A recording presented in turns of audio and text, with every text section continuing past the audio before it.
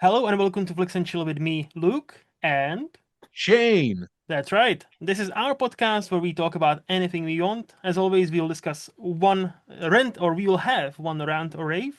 We will discuss one pop culture news in each, and today's big topic will be the best movies that never got any sequels or prequels. They just stand on their own. But to help us with that, and the person who suggested that topic is none other than Chantal. So Chantal, thank you so much for joining our show. Of course. Thank you for having me. It's awesome. So what, before we get into anything, what get you into this topic specifically? I think it's because we're like in a world with the movies where everything is getting like a sequel, a prequel, a spinoff, or Hmm. something, and Hmm. you're just tired. I'm tired of it. Like I just want a movie just to stand on its own. Like Hmm. if the movie is good enough, just leave it be. It's like we don't need like another story to like keep it going, or like we don't need a story to like know why this happened. Like Yeah. if the movie is good by itself, leave it be. Yes. Yes. I wish they would many a movie. Yeah, just leave that be. Yeah, that'd be Mhm. very cool. Very cool. But Yeah. anyway, and then we will finish with the quick recommend from each of us. Something quick, movie, TV show, anything in pop culture. But shall we start with rant or rave? So given you are our host, Chantal, Mhm. please, do you want to rant or rave about something? I actually want to rant about something. All right. The non-pop culture thing Yes. that's like Yes. driving me insane right now. Because today it's the fourth. Hmm. So it's fireworks. It's like these fireworks have been going off for like the last month. And I'm like, can you guys at least wait until like the actual holiday? No, it could be like 3 or 4 o'clock in the afternoon. I'm like, the sun's not even down yet, and you're just hearing loud pops just all around your neighborhood. Sometimes you're just like, is that a gunshot or is that a firework? It's like, I don't know. But then when you keep listening, it's like, okay, that's a firework. It's just constantly, especially like last night, it just seemed like it got worse. But it's just like it's been like a constant, like just going like forward until today. It's just like every night you're just hearing something, boom, pop, pop. I'm just like, all right, you guys, let's calm it down because after today, it's still gonna keep going. So Hmm. it's Yep. just like please clear out whatever you have in your collection tonight and just let us have peace, but we'll never know what peace means. Never. With fireworks, it's the worst. And we live out in the desert. So it's like, please don't set anything on fire. Yeah. Oh God. It just makes it even worse. So it's like, and we have like a lot of dogs. Like people have like a lot of pets around us. So Yeah. that's another thing too. And I'm just like, these poor doggos. It's like, what are they going through right now? So Hmm. it's just like, hurry up with the fireworks, man. Just get through your collection so we can just have peace. Hmm. So have you ever, And so you've never been a fireworks person, or like is it just a recent time thing? I think it's just a recent thing because Mm. I'm getting older and it's like, hey, I like to go to sleep. And it's like, you can't go to sleep when everything is like going off. So it's like, I'm starting to become like one of them old people where it's like, I'm trying to sleep. It's like, do you know what time it is? Yeah, like yeah. as somebody who has three cats and two of them have anxiety, my wife has been giving them trazodone at night because expecting the fireworks as they freak the F out. Hmm. And well, it's been so ungodly hot here in New Jersey. We've been under a heat advisory for 4 days. Hmm. And it feels like I'm walking on the surface of the sun, and it's insanely humid here. There's been crazy thunderstorms every night, which has been like canceling the fireworks shows, and I'm like, hopefully they just cancel them and don't all reschedule them for all one night where it's just going to be like it's going to be like a battlefield out there where it's just like Hmm. Hmm. for a whole entire evening. There's also supposed to be thunderstorms tonight here, so might be getting out of the fireworks tonight too. They're all Hmm. just gonna save up for Sunday. Yeah. They're all gonna go off. So how is it with you, both of you guys? Because obviously you're both American. Because here I like we don't really have fireworks unless it's New Year's, right? But throughout the New Year's, like many times, even in the morning or afternoon, some people have already started to go off, like literally. So is it the same right now here? Like you have a morning there and it's already like, some people are, popping off? So in New Jersey, most of them are illegal. Aha. So there's a lot of restrictions, but I live close enough to PA where people just drive over the bridge and buy fireworks. And there's literally billboards for firework stores on the bridges because they know people are driving over. Just people.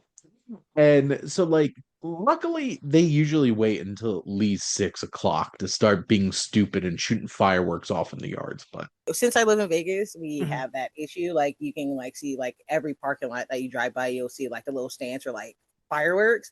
So it's just like every day. But I think mostly they don't start. Well, there has been a few times where someone has started like as early as noon, and I'm just like, how are you seeing this firework in the sky? But they usually get to like maybe like 3 or 4, you'll start hearing them go off, even though the sun is still out. But it's like as the sun, goes down, you'll start hearing them more and more. Mhm. So, but and it's hot too. So it's like today is supposed to be 104. So and it's just gross. And I just don't know how people could just stand outside and just watch those fireworks because at night it's still hot. Mhm. So I used to do the fireworks thing out here. I used to you can just like go anywhere in Vegas and like go high up and you'll see like the whole entire show being displayed. It just depends on like where at. As long as you're up high because you sit in a bowl, you'll be able to see anything. But yeah, it's just like I guess like they're not really illegal here. It just depends on the certain ones you find, but mostly it's like a lot of them. They're just like, hey, just make sure you have a parent or whatever. Because I used to be that kid where I would be like, ooh, let me get like all the fireworks and like give a show in my neighborhood. Now I'm just like, I don't care anymore. I'll just be in my house. Like, Mhm. I'm like, fireworks are fireworks. I'm like, what else could they actually do that you haven't seen? Yeah. Yeah, it's been a moment since I've actually gone out and watched fireworks because I used to do that. Like it used to be like a big thing. You would gather around like on a main street here and watch the fireworks because they were quite cool. Like the biggest of fireworks in the area, and you just watch it and be happy for like New Year's. But now it's like, as you said, like you've seen one or two, you've seen them all. Unless you live in one of those countries that like actually put on a proper show and and that's something insane. Like I do not live in one of those countries, so it's like it's a fine firework. Like it just yeah, but not no longer for me. Like I don't need to be there. But yeah, I yeah. think the last time I was wowed by fireworks was at Disney World Mm, back when I was 18. okay. So it's been a while. Mhm. So, Yeah.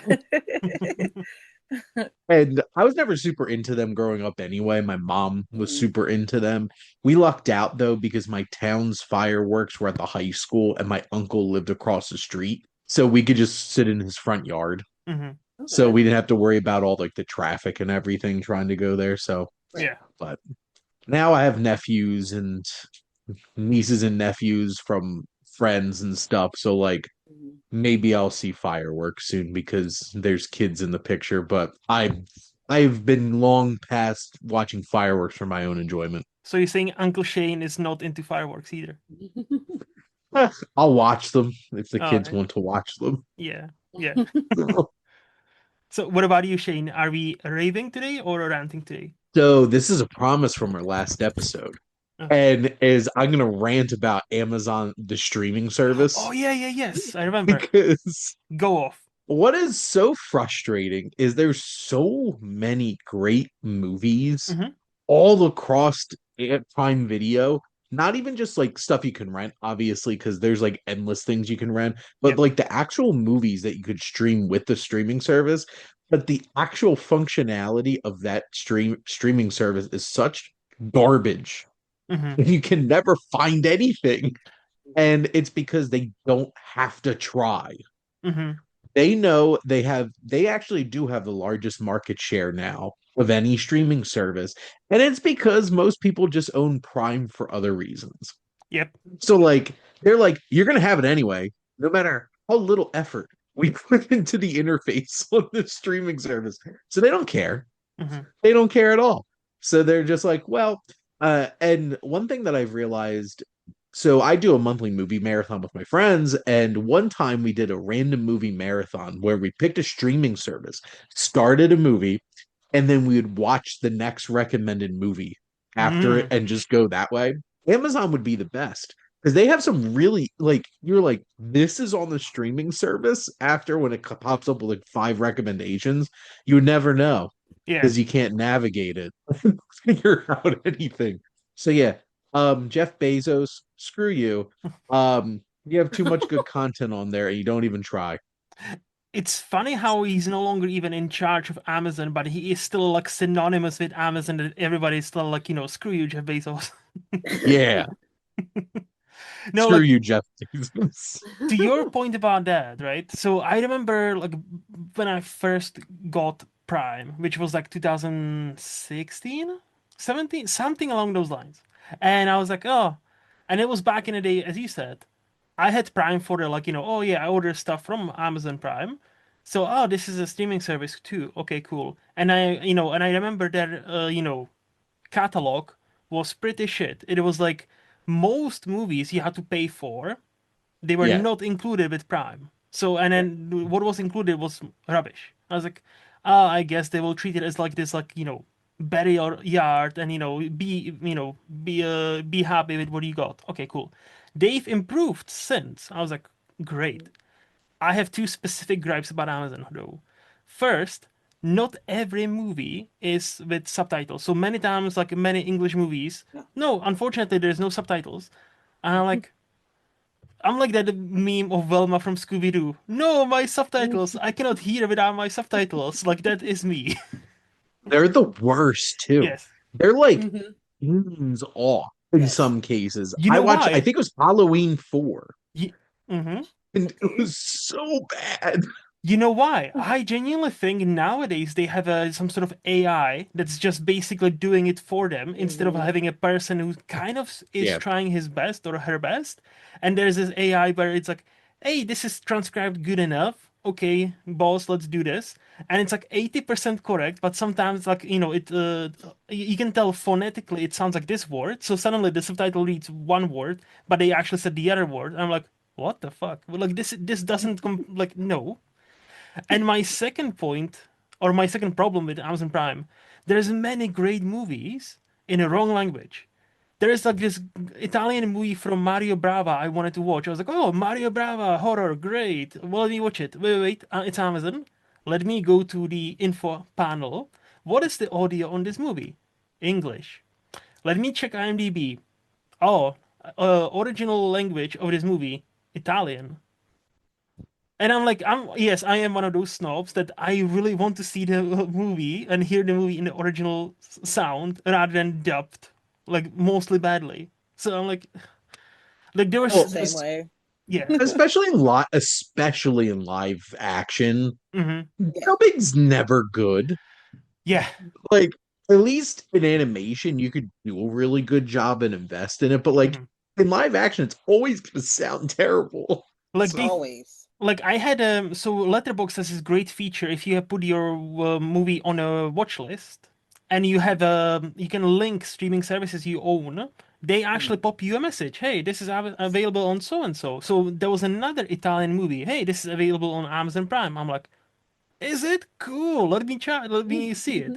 And it's again Italian movie. I was like, hey, it is here. Oh, it's the director's cut or whatever. Cool. English. I'm like, I am pretty sure this is not English movie. I was like, okay, let me check IMDb. Original language, Italian. I was like, oh, for fuck's sake. Okay, I'm gonna put on my pirate head, I guess, because like, fuck this shit, honestly. Oh, I know this is a first world problem, but Jesus, my Christ, this is my first world problem. here's the thing. If you're paying for a Mhm. streaming service, Yes. like the least they could do is actually like try. Yeah. And some of them are really bad. Like AMC Plus is actual streaming platform is, or at least it was so bad that I canceled it and bought the Wow. Amazon channel of it. I would rather deal with Amazon's interface than Mhm. their interface. Mm-hmm. That's how bad it was. Wow. That is So I'm insane. just like, it's absolutely ridiculous. Also, on a quick side note, Luke, since I can't tag you on Instagram, I you did win the review request this month, and I did watch the house with laughing windows. How did you? Speaking of Italian horror, What did you think? I barely got through the credits without being like, this movie's effed up. I'm like, It's nuts. And also very creepy and unnerving. So It it is. did its job. Like that was almost my recommend after this, like at the end. That was almost because I was like, damn, that's a great. Like it's not the scariest of horror movies, but it's this like beautifully unnerving movie. Is like there's something wrong about this entire picture, and I didn't see the ending. I was like, what's gonna happen? And then you see the twist. I was like, oh shit! And then like the laughter starts, and I'm like, okay, fuck this. You know what? 4.5. Yes. I was like, most of the time, I was like, yeah, this is a solid 4. And then ending happened. I was like, 4.5, baby. This is fucking excellent. I really, really like this. Those Italians. Damn Italians. Do you have any Yeah. thoughts, Chantal, about this whole Amazon Prime situation? Um, Or I even just Italians, started. if you want. Even Italians, it's fine. I actually just got back into like I've been watching Amazon for a Hmm. minute, like with the shows that they have on there. Hmm. And sometimes like their streaming thing, it could be a lot. It's like when you're trying to watch something and it's just like, okay, I'm like, why does it keep rebuffering? I'm like, why are the voices not matching up? Like it's a lot. Hmm. And I think there was like this one movie I was watching, and just the same like with the subtitles, I was just like, okay. I'm like, I'm like, are they gonna just speak in their, I'm like, are they gonna speak in their language? Are we gonna get subtitles, or is it gonna be like dubbed? Because I'm the same way. I don't like any movies that are dubbed because they just sound very cringy, and I'm Yep. just like, I'd rather hear their own voice. So whenever I get a movie and I start it, and if it's off, I'm like, nope. I'm like, I gotta do something else. Like I can't Hmm. I can't do it. It's either it has to be in their own voice or not at all. Like Hmm. I will not watch it unless it's actually their voice and I can read Yeah. Yeah. We had a double rant. Amazon streaming service it. and dubbing. Yes. Um, Yes.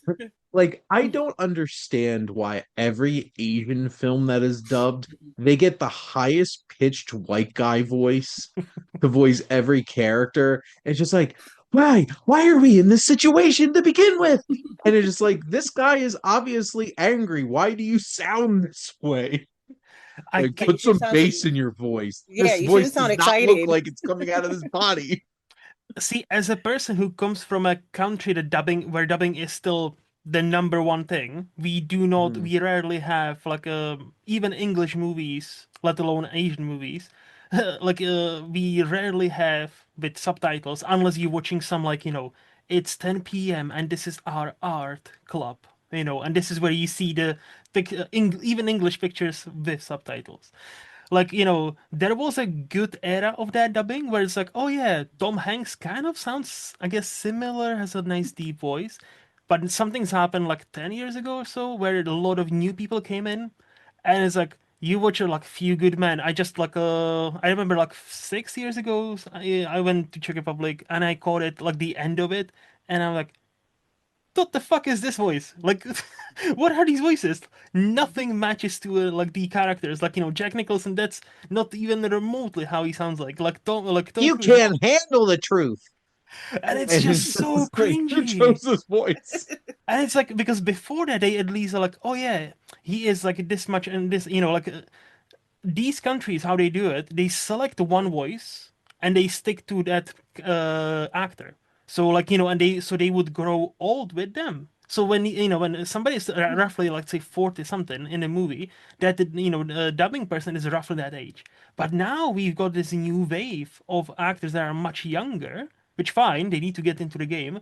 But then they like you cannot dub somebody who's like that noticeably younger and he's like, oh yeah, he's 50 years old, but he sounds very cool and hip, and it's like, yay yay. And I'm like, what the fuck? This is not a no, no. How about you, Luke? Do you have anything to rant or rave about? Yes, I was thinking about it just now, and this will tie into my pop culture news. I hate this seems to be the new trend of studios will give you trailers, right? And we've gotten Mhm. used to trailers will spoil most of the movie.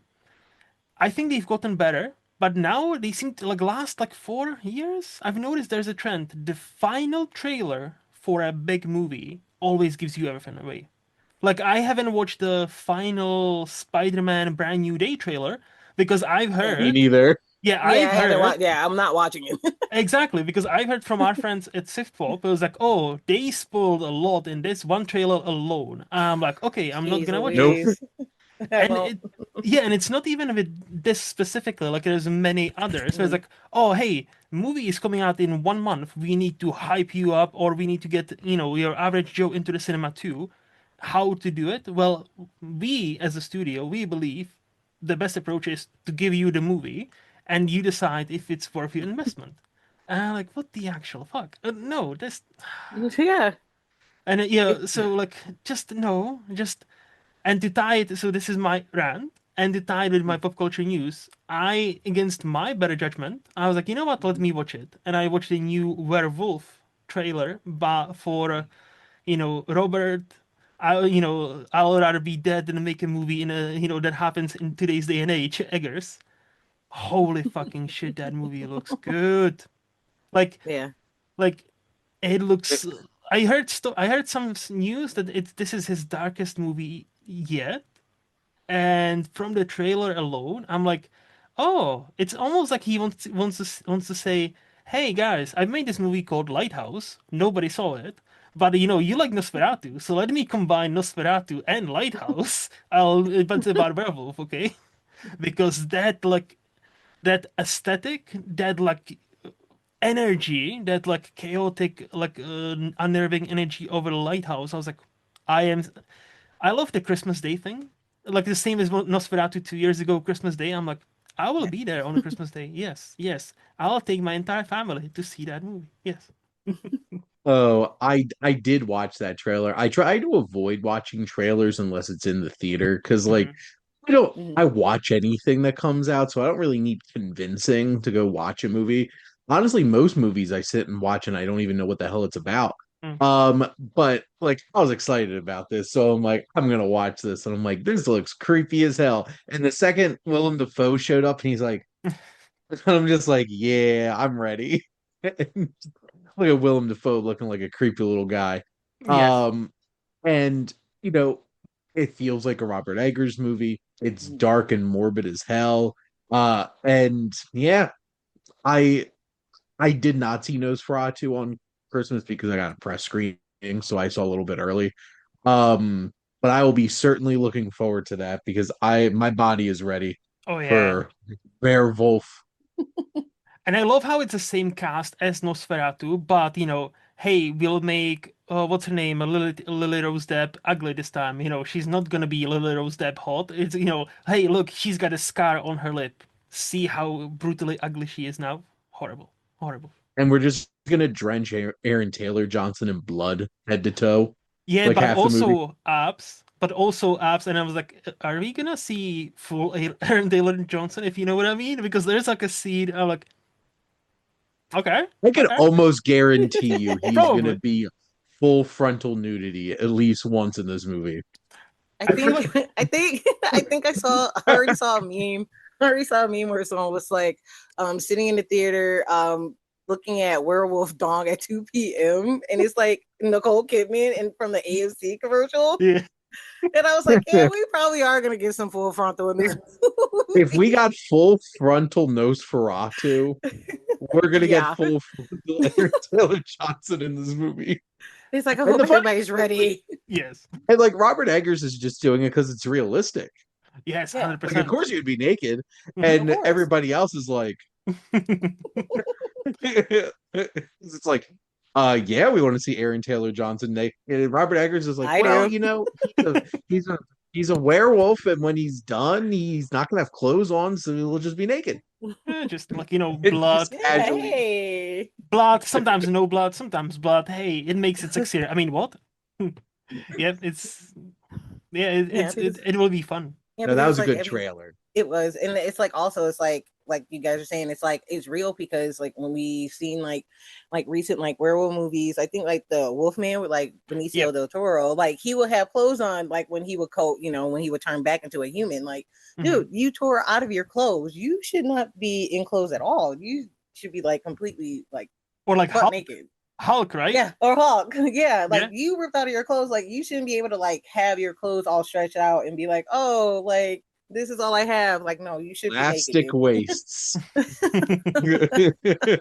Which, and it'll be very interesting because one of the coolest things to look forward to for a werewolf movie is how they're gonna Yeah. do Yep. changing into a werewolf and what they're gonna look like. And I recently rewatched Van Helsing on my 4K that I got Mhm. of it, and the ripping the skin off, turning into a werewolf was pretty legit.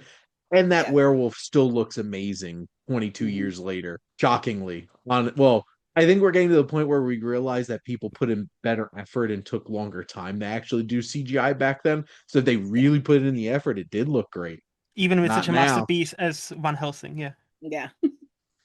It is still a fun time. I no, Yeah. So I'm one It of is. those. I'm one of those people who I actually like it. Like, but even though I haven't rewatched it in ages, I am due the for Yeah. a. Same. score goes way harder than it needs to. And the effects are still pretty good today. Mhm. Mhm. Um and Kate Beckinsale from that era I of mean, Underworld and that and just being like, well, we know why we have Kate Beckinsale in this movie. Uh Tight pants. mhm. So they should get Kate Beckinsale and Alan Taylor Johnson. So I, make everybody happy. Hundred There you percent, go. 100%. What I'll be about you, down. Chantal? What is your movie news you would like to discuss? I think my one piece is that I've noticed that PlayStation. I'm a little upset with PlayStation. They're literally getting rid of physical media like in 2028. I'm like, when you Yes, think about it, it's really not that far away. yes. And it kind of like put a nasty taste in my mouth because I'm the person who loves physical media. Like I love them, like put it in my hand. Like I want to Mhm, see it in my hand. mhm. I'm the same way with like movies as well. So it's like weird when you go into a Best Buy and it's like cleared of like DVDs. Like there's nothing there. It's just all electronic I'm stuff still and like mad at Best TV. Buy. And so now that you have Sony PlayStation coming out saying, "Hey, just so you know, like in 2028, you're no longer gonna get like physical discs. Everything's gonna be digital." Mhm. My thing is this: the Wi-Fi doesn't always work. Yep. That's my main thing. Like whenever it's like if their internet goes out, you need physical. That's why we still have a DVD player. So it's like, hey, if the internet goes out, we still have our DVDs. We have the player. Shane, you understand? Yep. So it's like, it's a lot. So it's just it's like it's almost kind of devastating because it's like it kind of like goes back to when you're a kid and you like opening up gifts and you're like, oh, I got my favorite game and like being able to buy your own game. But now it's like, oh, now it's just being downloaded onto your console. And it's Mhm. like, oh, you got to make sure you got enough space on your console to put the game on there. Because if you don't, you're going to have to buy it like a hard drive for backup. And it's just like, Mhm. Mhm. it's like to defeat all that, just give us the physical. I'm like, I promise you, we will be happy if we just have the physical copies. I mean, I understand people are like, oh, digital, because it's like you can get it as soon as it comes out, you can start playing it. But for me, I still love having my discs. Mhm. I think it's like the whole nostalgia thing of it. It's like, oh, you got a disc, you got to clean it off, praying that it plays. Like it's like those kind of things, but it's just the physical copies. I like having physical always, and it just sucks that they're getting rid of everything that's physical, Mhm. and we're like living in this digital world, and I don't like it. I just wish you can just keep everything physical. See, I'm not a gamer anymore, but I strictly remember even some single player games still require for you to be online in order to play, for you to play them, right? Mhm. So like to your point about, Stupid. oh hey, Wi-Fi doesn't work all the time. Like Mhm. that's what, like when I used to game like a few years ago, like that pissed me off with like PlayStation. I was like, no, but I don't want to play multiplayer. It's already downloaded or it's already on my disc, like on a Blu-ray, right? Mhm. Like I don't need internet to play this single player game. Like I Right. promise you. So like to me, that's one thing. And second thing, that's the same PlayStation they just like a week, 2 weeks ago, deleted like 500 movies, or they announced, hey, these movies you purchased are going off our platform, like I think like September. So that's the other thing, right? Like Yeah, that's like if you don't that's own it insane. physically, you don't really own it. Like yeah, No, you you will No, have don't. it you don't. installed. Yeah, you will have it Yeah. installed on your hard drive locally. I Right. totally get that, but if it's connected to the internet, somebody will Mhm. decide, hey, this game will be depreciated at the end of this year, right? And Yeah. the moment you connect to the internet, gone, you will get an update. Suddenly, you cannot Mhm. play this game anymore unless, you know, yeah. So like, no, I am like, even though I'm not a gamer, like I was like, this is a weird choice, but apparently people are not buying physical as much anymore as far like games. So that's their like, from what I understood, that's their like excuse. Like The it's basically rationale.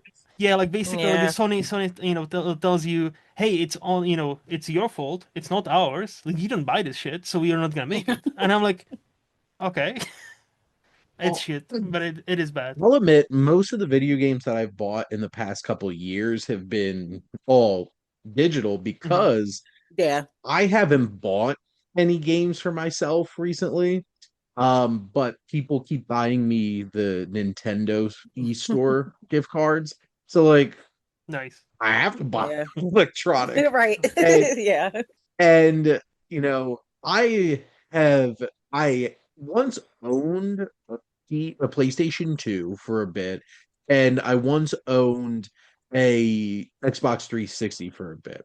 My whole life though, I've been a Nintendo kid. Hmm. So, and Nintendo is the wizard of how many different possible physical things can I give you that a game can be on?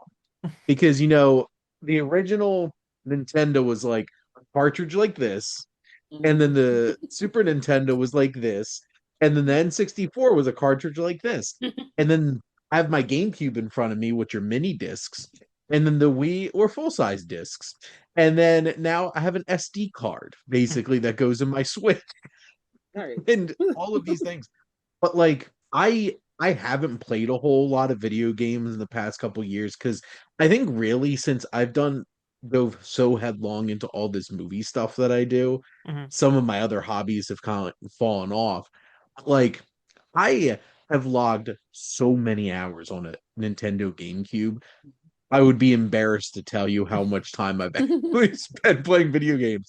Hmm. And I never cared about playing online. The most recent video game that I've played that isn't like on my phone, like Pokemon Go, um, is Fortnite because I got into it to play with my nephews. Nice. And obviously you do need to be online to play Fortnite Hmm. because You're you're right. competing with people. Like most of the time I play video games, I'm playing with people. Like I'm playing my baseball game, I'm playing my Pokemon, and like I'll occasionally have to like connect with somebody to trade and Hmm. stuff like that. But generally, like I don't want to have to worry about the internet getting in the way of me enjoying my video game playing.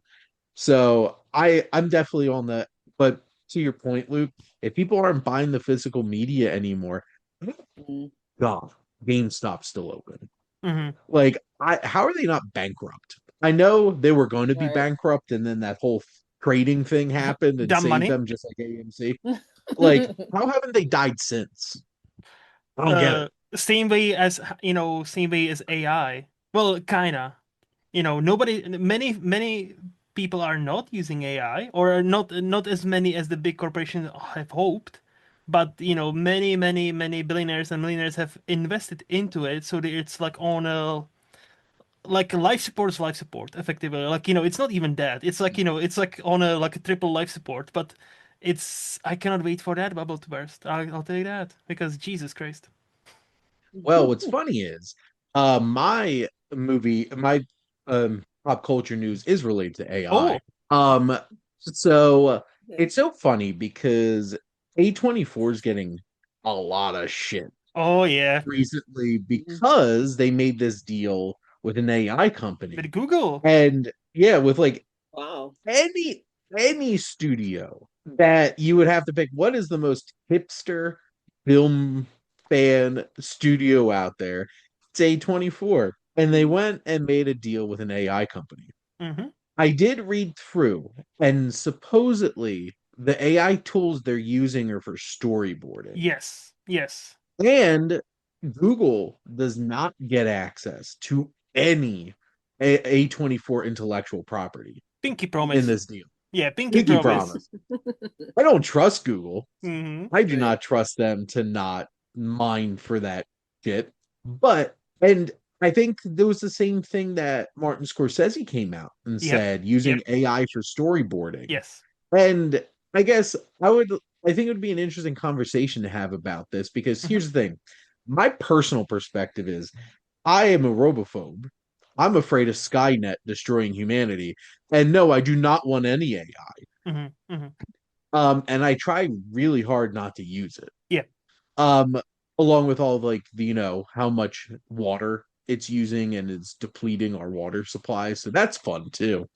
But I would prefer no AI being used in anything, period, but especially in art. Hmm. Because like that's the whole entire thing. But here's the thing.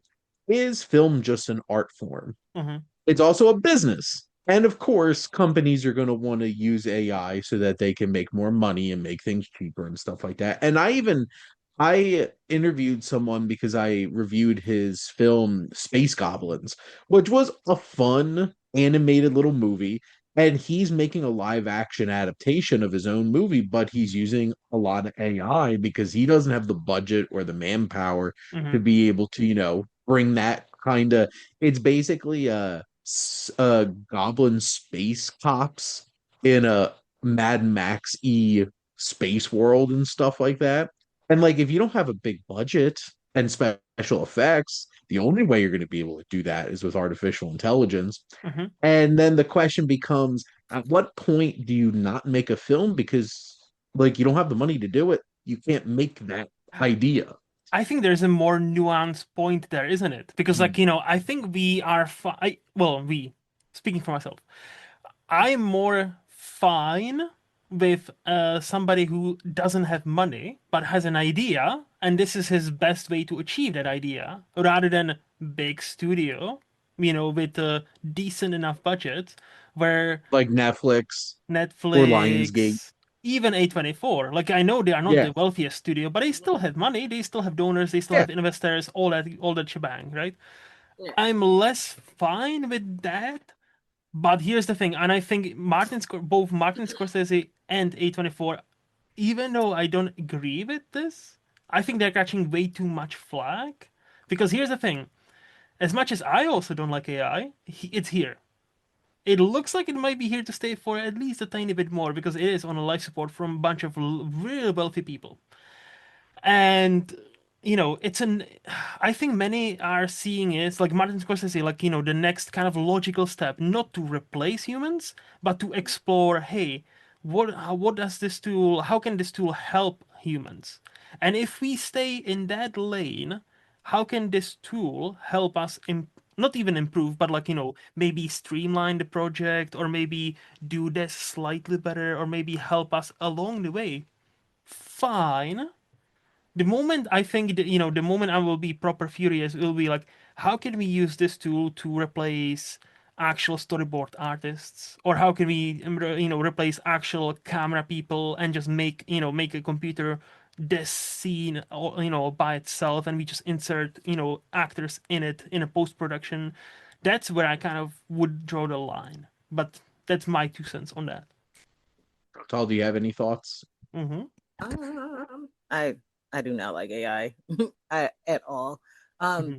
I remembered what movie was that? I think it was the Chris Pratt movie that I Mercy. Mercy. We That's talked what it about was. this. Yeah.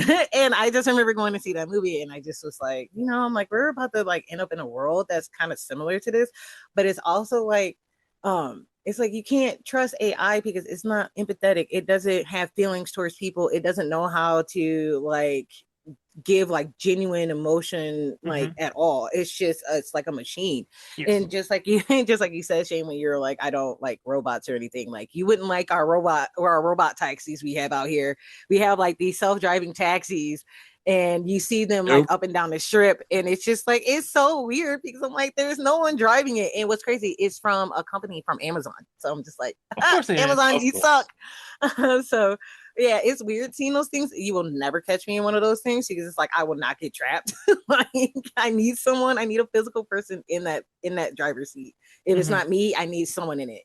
Yeah. But yeah, I don't like AI at all. Like it's like I see it. It's just like it's kind of like I just want it to get out of like my family's hands. Like especially the older generation, I need that out of their hands. I'm like I'm tired of going on Facebook and just it's like can y'all like let go of AI, Non-stop please? AI videos. It's literally and then like the pictures of like what you will look like in like your 80s, like in your 80s self or like in the 40s. I'm like, can y'all please Or just let it go. or do you guys have relatives that would share like like those like clickbait stuff like I've made this but nobody will share this, and I'm sad and it's like the most AI picture of this like a statue Yes. of a fucking dog or like a beaver or whatever the fuck, and it's like I've made this from like sand or wood and it's the most AI picture you ever seen. I was like, oh, and they shared it. I was like, oh my, okay. Yeah. I'm just like Like let's let it go. Mm-hmm. it's just I don't think this whole A24 situation is as bad as most people are making it out to be, which is Yes. why I specifically read the article and Yes. wanted to see what they're actually using it for. And like that is disappointing because there are storyboard artists who are not going to have work because you could just AI it up. And, Yeah. I work in higher education. Mm-hmm. So AI's been an issue for a while now. Mm-hmm. Mhm. And like, I'm trying to figure out what even to do with the future of our writing tutoring because Mm. students just use ChatGPT and, well, they use the worst AIs Right. out there to write stuff. Yeah. And it's just like, it's this situation where like I got Young Washington, I got a press link for earlier in the week. So Mm-hmm. I did watch that, and there are moments where I'm like, this looks like some AI generated imagery, and it is. They do use AI in the film. They Oh credit wow. the AI company in the credits, and I'm like, it's so hard to navigate because like I've seen people like I remember when Late Night with the Devil came out and people gave it like this is a horrible film. They used AI. I'm like, they used AI for like 2 seconds. Yes, for like one Um image. Yeah. yeah, and I'm like, you can't there's a difference between like they made a single image like that, which I wish that they didn't and like actually had an artist make it. Mm-hmm. Right. But versus like I'm looking at this movie and I'm like, I can see the seams of where this looks Mm-hmm. artificial Mm-hmm. and, you know, people out there who are acting like I've seen people post like, look at what this AI video can do. This is better than most studios out there making movies. Oh yeah. Good luck, Hollywood. You're screwed now. And Hollywood is I'm so like, cooked. Yeah. yeah, and I'm just like, shh, hell up. Um, there's a film is in the situation because of a lot of different reasons, and AI Mhm. is one of them. But I just I wish that they would move away from that. But the tricky thing is, film is also a business, Mm-hmm. and people are going to use stuff to make money. So inevitably, Yeah. we're going to wind up having that because one, when one of my biggest pet peeves is when people tell me AI is inevitable. Mm-hmm. Um, People are Mm. making that decision. So it is not inevitable. You just have a bunch of people telling you that you need AI. Like humanity doesn't need artificial intelligence.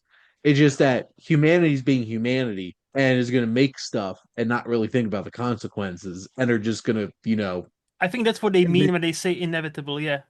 but that's not inevitable. I know. Inevitable is that the sun's going to come up. Mm-hmm.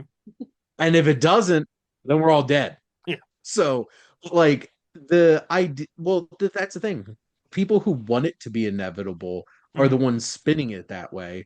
And there is a way that people don't need to use AI today. Mm-hmm. But humans being humans, we're all going to wind up like the people in Wally. And we're all just going to be giant baby people with our screens in our faces and not worry about a thing. Mm-hmm. What's But so now funny is I'm that I sorry. I was like when you said Wally, I say that every time. I was like I say that like every time. I'm like, we're gonna end up like the people in Wally. That was it. That was all I wanted to say. I had to See agree. now, like I can go on this rant for hours, and I'm gonna stop now because we actually have a topic to talk about. Well, okay, that was a great segment. Thank you, Shane. Yes, thank you. Thank you. No, Welcome but to my TED Talk. yes, Yes. yeah, AI talk or anti-AI talk. Yeah. No, Yeah. it's gonna be interesting. It's gonna be interesting. Like, oh yeah, last thing I'll say this about this because it combines both AI and billionaires. Have you must have seen both of you? I think you must have seen how what's his name who was in Marty Supreme, the great guy, the billionaire. How Yeah. he F that said, guy. how Yeah. he said, Exactly. "Oh, I don't know why they had to hire so many extras in this movie. You can Yeah. nowadays you can make it all with AI and fill those seats, and you would save so much money." And I'm like, "Oh, billionaire, that is correct. Yeah. That's someone who's not an artist. Yes, whoever his name Yes, is." um because we're all ruining our own futures by having $28 lunches every day. Oh yeah, he said that as Um well, right? maybe Jeez those lunches Louise. used to cost less than $10, but then all you assholes made inflation increase everything Yeah. to out of oblivion. But that's a whole other conversation. No, They'll be here okay, all day. exactly. So now, okay, let's move to our big topic, which today, as chosen by our guest Chantal, best movies, or what we consider best movies that are standalone. So no sequels, no prequels. I'm guessing no remakes. I was also trying really hard as to Hmm. do no remakes. And let me ask you guys, have you put any extra criteria on, like, when choosing these movies? Because I did make one criteria for myself, which is I'm gonna choose movies that could potentially have a sequel. So what I mean by that, I'm not gonna choose. I chosen two like as my example. I can choose Cinema Paradiso or The Grey, great movies, but I think those finished in a way where they don't even need, not even need, sorry, they don't even lend themselves to any kind of sequel or a prequel or anything. They are just like, one actual story. So for my list, I've chosen movies where I can technically see somebody from a studio saying, hey, what if we did this? Or hey, what if we did prequel to how they ended up in the situation? So that was my self-imposed criteria. Did you have anything like that? Or did you just like, I like this movie that's standalone that will go on a list? I Yeah. didn't because if you're cynical enough, I know. there's always a way to make a And there are some movies where, yeah, if you're cynical enough, Yeah. yes, yes. Yeah. I think I so just went with the movies I liked and Hmm. was just like, yeah, I feel like this movie shouldn't deserve like a sequel or prequel or Yeah. anything like that. I did So that. you're both and no more sensible than me. remakes. Yes. Okay. Okay. Confirmed. Okay. We're not doing remakes as I well. don't think so. If you have one or Okay. two, Just to confirm, because there was okay, one movie I was considering, okay. but it is itself a remake, so I'm not going Ah. to include it. Yeah, because I Mm. was trying to make sure on that too. I'm guessing no remakes Because either. So I was I just was I like, was thinking Ben-Hur, because Ah. there's been multiple remakes, and I'm specifically talking about the 1959 one. Yeah. We will gotcha. not speak of whether nonsense that they made with Jack Houston in it. Um, But also that itself is a remake of a a from like remake. the 30s, The 20s, which is 20s. wild. Yes. Wow. Yes. And that's the one where the horses died. Just Oh, for the yeah. just for the record. Oh Yeah. no. Because every time I bring up the Charlton Heston Ben Hur, it's like, well, didn't the horses die in the chariot? Like, no, not this one. One in the 20s where they cared even less. Yeah, that's 40 years ago. Wow. Yes. 40 years prior Actual to that safety. movie. Yes. Okay, That is so I crazy. will not be including that one. And I would also like to Okay. just throw out, I really wanted to include The Big Lebowski on my list until I realized they let John Turturro make that Jesus uh spin-off Oh that most people have never yeah. even heard of, but does exist. I am most people because I'm like, what? Yeah, that's what John I was like. Turturro directed, I kind of remember that. yeah, the Jesus gets out of prison Oh, years later, Yeah. and there's a spin-off. So is it like a movie? unfortunately I can't Is it a movie? yeah, it's directed by John Turturro. Wow, I never even heard of that. It Okay. wasn't even worth it. Okay. So it is not worth it. Fair. No. But that is why the Big Lebowski's not on my list. That was like my number one, and then I'm Mhm. like, crap, does that count? Can I Mm. pretend that didn't exist? Will most people not realize it? I was like, But oh anyway, no. If you mentioned that to me, I would not even challenge it because I've never even See? heard of it. I'm like, yeah, it makes sense. And also it it's does Shane. exist though. I know it exists. Yeah.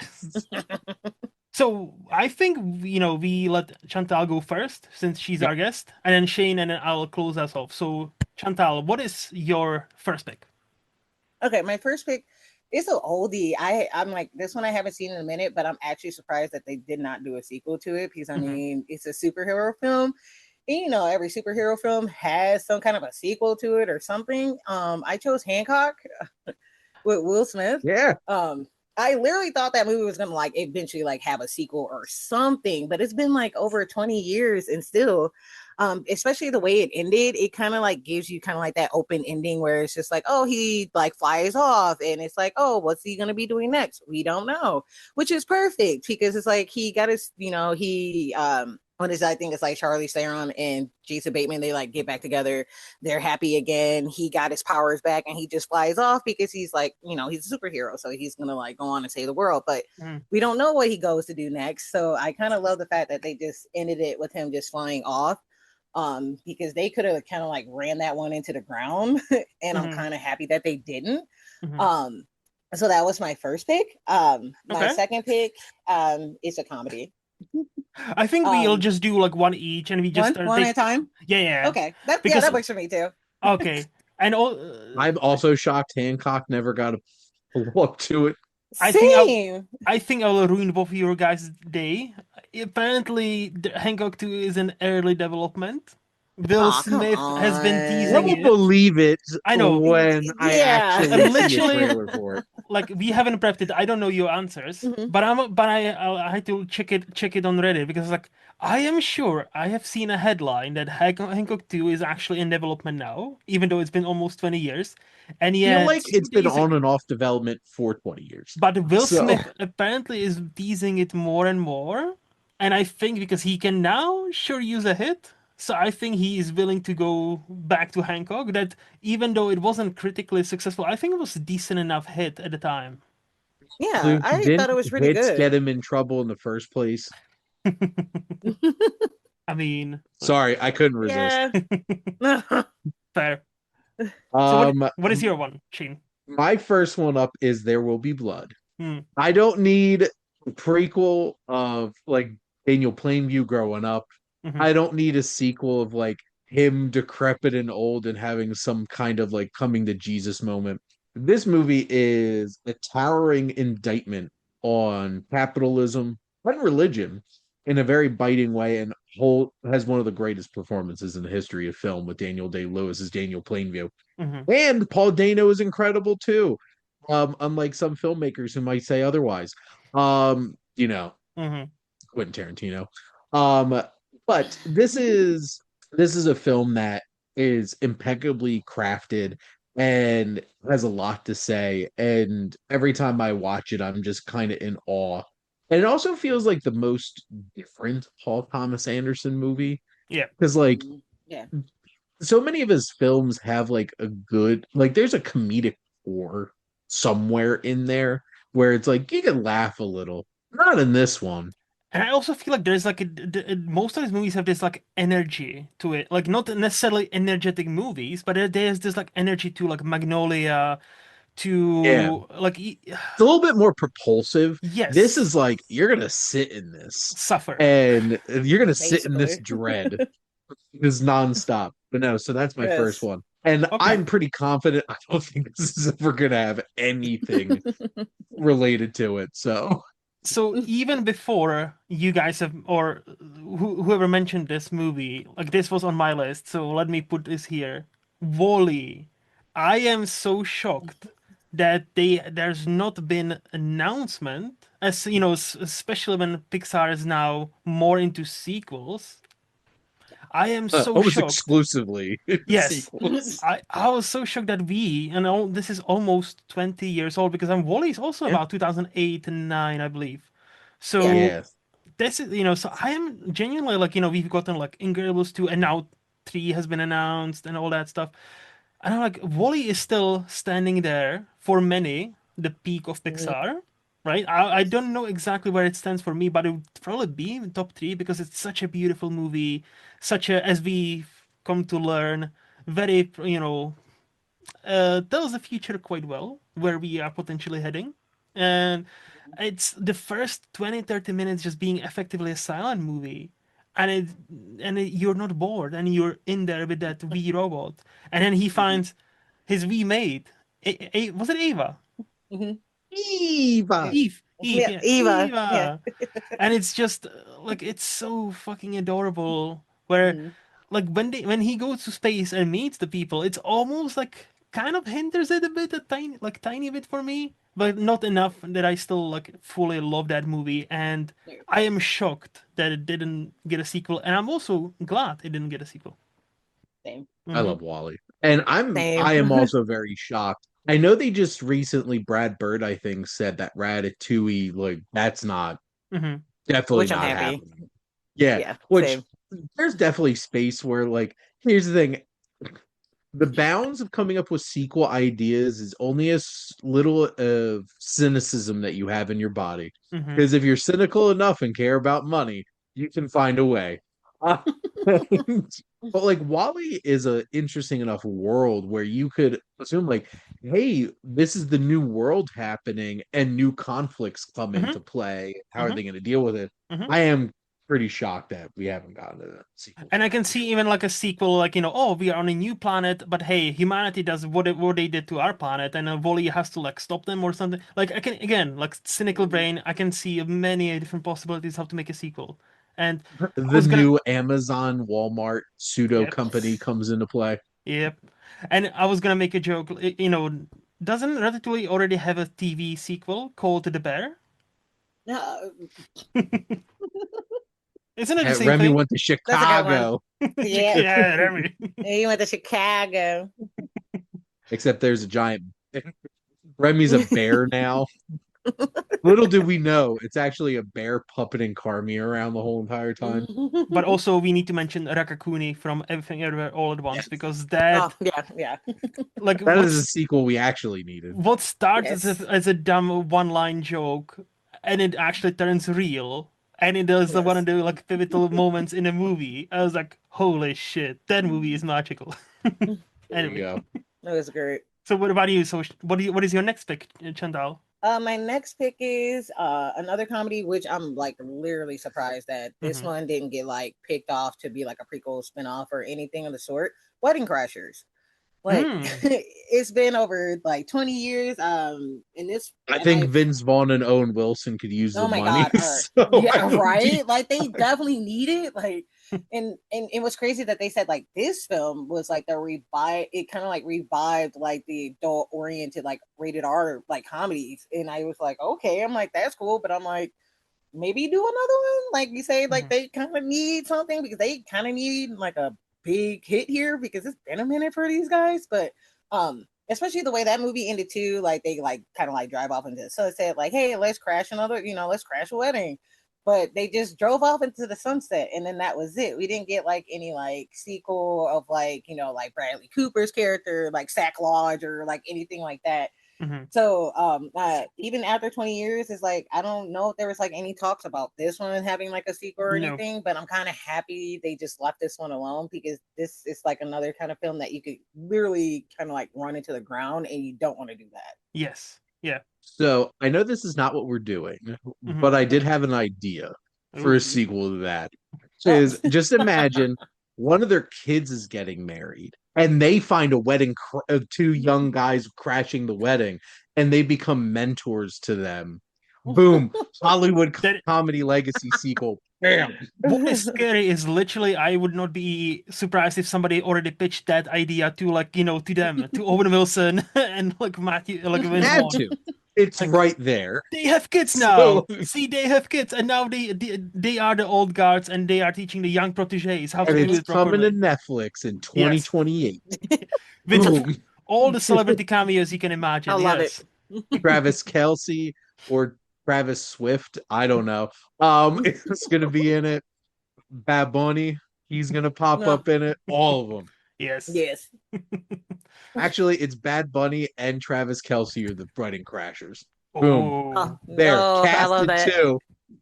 it's already made 2 billion. It's already been 2 billion in the box office. Yeah. It's already gotten 100,000 new subscribers on Netflix. Hmm.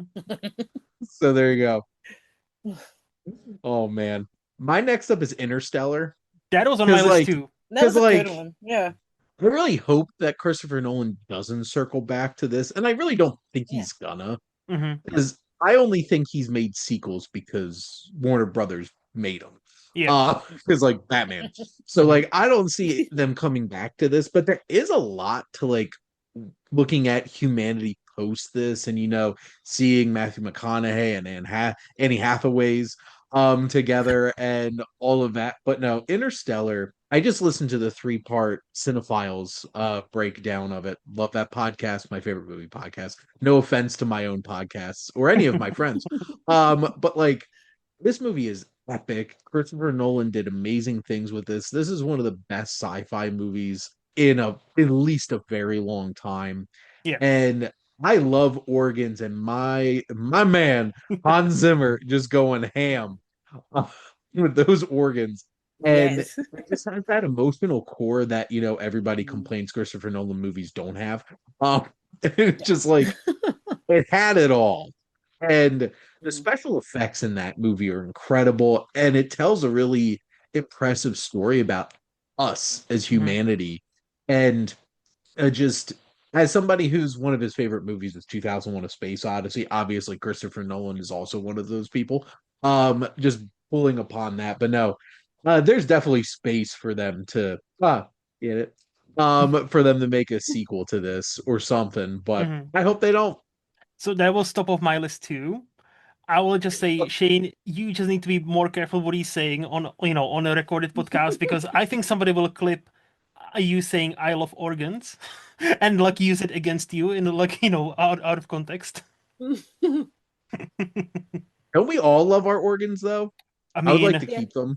I Yes, I mean, would like to keep them.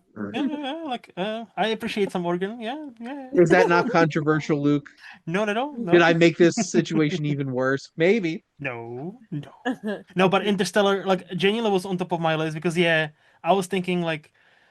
I wonder if there's a producer's like, hey, but we can make Interstellar 2 about Annie Hathaway's looking for her man, and like, Matthew McConaughey being home and like trying to reconcile with Jessica Chastain and all that. Like, it'll be super cool. And Nolan is like, nope, I'll make Oppenheimer. Yeah. For me, you know what? Let's go with comedy as well. This is not the best movie, but for me it is. Demolition Man. Like Demolition Man is the ultimate product of like first, President Wait a Schwarzenegger. minute. President Wait a minute. Schwarzenegger. Did you What? preface this by saying, speaking of comedies, and go straight into? Okay, continue. Well, it is a funny movie. It is like I grew up on this is one of the earliest action movies I genuinely grew up on. Like, and I think the first time I watched this movie was like 11. And like I still remember because I was scarred by the beginning where Wesley Snipes gets frozen and like his head gets kicked off. Oh no, wait, that's the end. Oh yeah, I seen the end first. Yeah, that was yeah. And Oh, I you was saw like, the what the inverse? yeah, like yeah, I was a weird kid. I Okay. think I just managed to catch it like that, and I was like, wait, what the fuck? No, but why is this guy's Life, head on the floor life now? watching No. stuff on television. Yes. Yeah. It's like I watched the last 20 minutes of this movie. This is Yes. great. Let me catch. When's the next time this is on? But I was a big pussy. So I was like, no, why is his head on the floor now? I don't like this. No, like I'm 11 years old. I don't like it. And then I went back to it. I was like, this is awesome. This is such a kick-ass movie. Like this is Sylvester Stallone before he became not a Joe, but before he went to some places. And this is Wesley Snipes, when he was still paying his taxes, so that was cool. Like I just love me some Wesley Snipes. Like he is only there's only one blade. There will always be one blade, as we know. And he is the one. Marvel keeps fumbling it. There will be. Oh Yep. my God. It's just, yeah, Hmm. it's bad. But I can't But believe you knew Demolition Man. Demolition Man is so fucking awesome. Like, and it's like it's funny. It's interesting. It has President Schwarzenegger and his library. Yeah. It has like The all the restaurants Yeah. are Taco Bells the now. Yeah, greatest exactly. gag in history is the fact that Taco Bell is a Right. fancy restaurant in the Yep. future. And like, and him, the man from the past is like, Mhm. nobody can swear anymore. And there's the Yeah. machine, like, John Spartan, even given a fine of this one credit. It's like, and he goes to the machine, you fucking horrible piece of shit, and just do. That's what I'm saying. It's a funny movie. It's a It comedy to is. me. It's a comedy. Like, it's an action For the movie. three Yes. seashells. Yes, three. How could I forgot? Like, three seashells. That's like, And the world building of this, there's eh, so much that's what there- I'm saying. Yeah. like get Stallone and Sandy Bullock's back and just go all in. And Hmm. who says they can't just keep having more cases that he needs to take care of, even if he's not personally invested in that one, like with Exactly. Wesley Snipes. And like, who says they can't have like a clone of Wesley Snipes come back or something? Because there's been Right. less stupid BS than that in an action movie sequel. So 100%. Again, like that's, and that was my point. The world is so well established, even though it's Right. funny and it's miserable, not miserable. It's kind of like hilarious, but also like, is it in 2026? Not that much.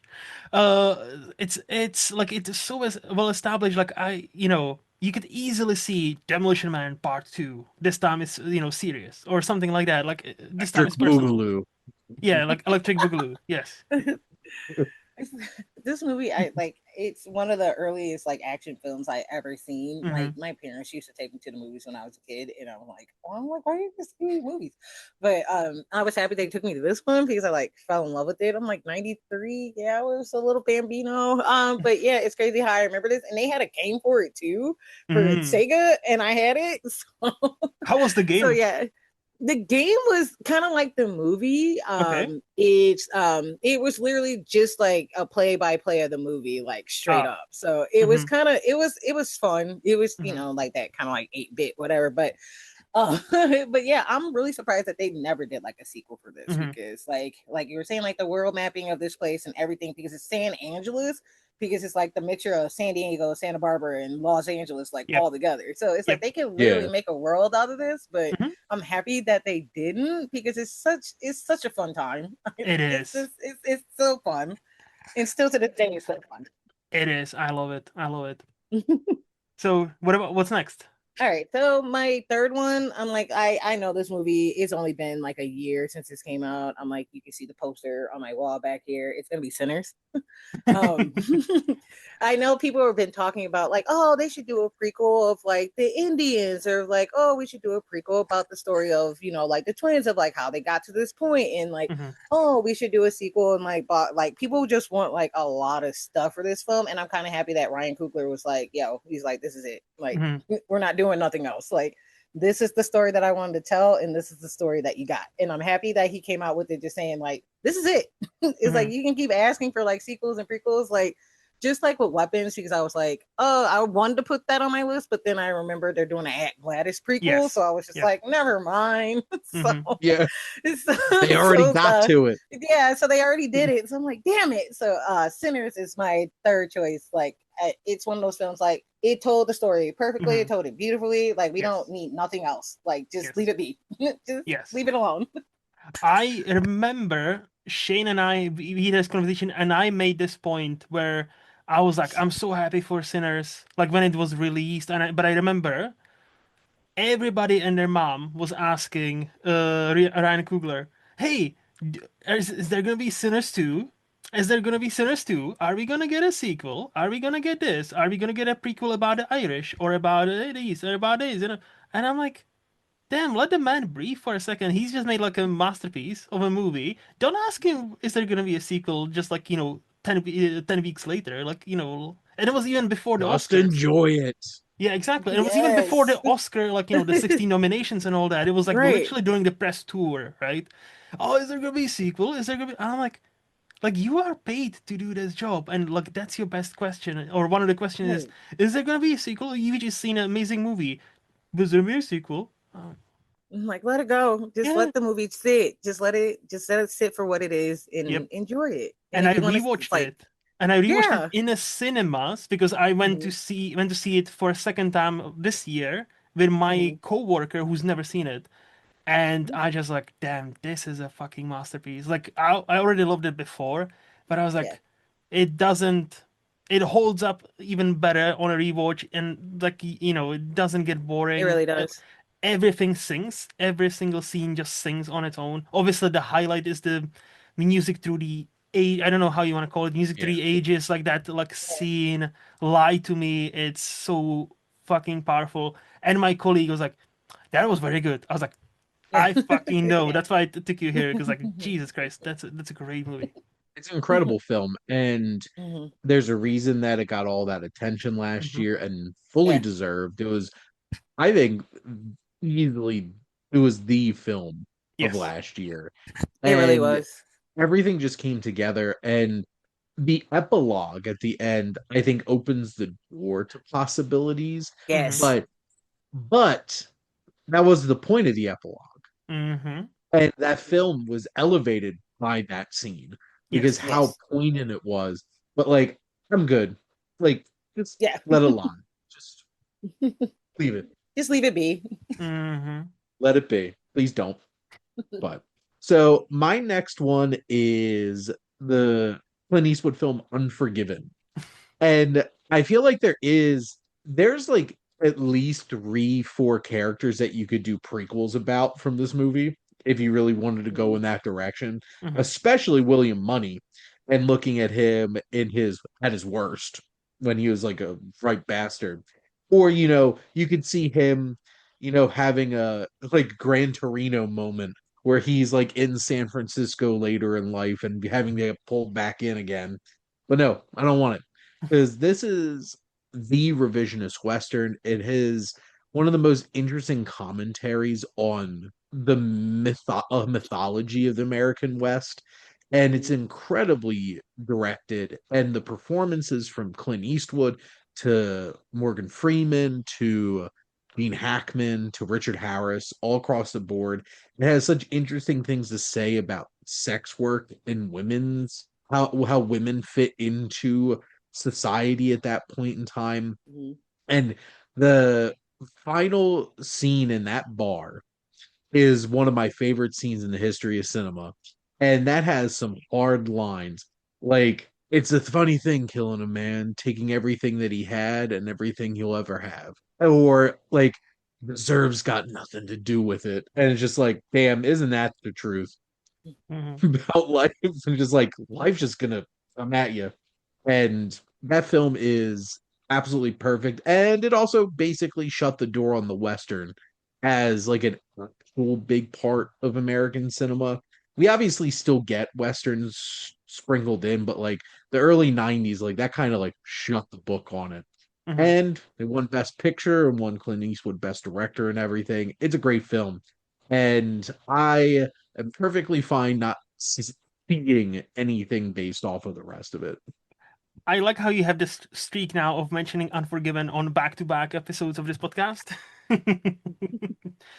Well, to be fair, we did talk about westerns last time, so Yes, yes. and it is one of my favorite movies. Hmm. So, Hmm. so I do need to rewatch it. It's been a minute, but like, no, I remember it was a great movie. But yeah, for my next one, I have like eight other choices. Let me go. You know what? Let's stick with the world building and how well this director builds this world. Where I'm like, hey, how did they not make more? Which is great, they didn't. And it's the Fifth Element, like mm, aliens, kooky, space. Like, everything is very French because it's Luc Besson, like Mila Jovovich and Bruce Willis at their prime. You can argue, like, like this power couple, Chris Tucker at his loud, like very loud. I Yeah. I no, feel like this is Chris Tucker. Commandant! I feel like this is his like I think this is like Chris Tucker like at his best. I think it's like away from like Rush Hour. I Mhm. This is like my favorite like role of It's his. like Friday, Fifth Element, Rush Hour. Boom, Chris Tucker. Exactly. He is one of those characters I can see because I know many people, who love this movie except for him because he is so loud and obnoxious and all that. Da, da, da, da, da. And I'm like, I get you, but I think he oddly fits in this universe. So that like he grew on me because the first time I watched this movie, I'm like, hey, this movie is great. I don't know about Chris Tucker, but this movie is great.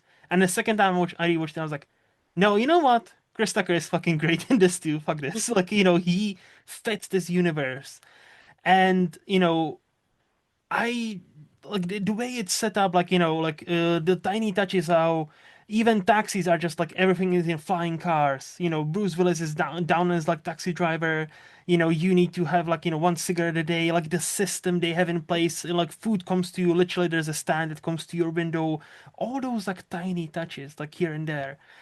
And I just, even if like not necessarily the direct sequel, but I wonder how come there's nothing, or there was never any. Hey, let's go back to that world. Let's go back to I the wouldn't weird looking aliens.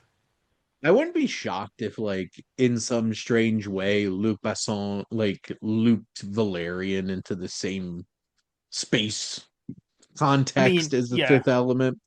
Um, I'd prefer them not to. I don't want Valerian pulled down no, the Fifth Element. no. Uh, Yeah, nah. No. I I understand why this probably never happened because Mm-hmm. this is such a weird movie, and Yep. Luc Besson has such a had such a short window into like American cinemas, Mm-hmm. and because he's had a very interesting career, for sure. And this film is so fantastic. It's so campy. It's such wonderful like space opera with actual space opera in it.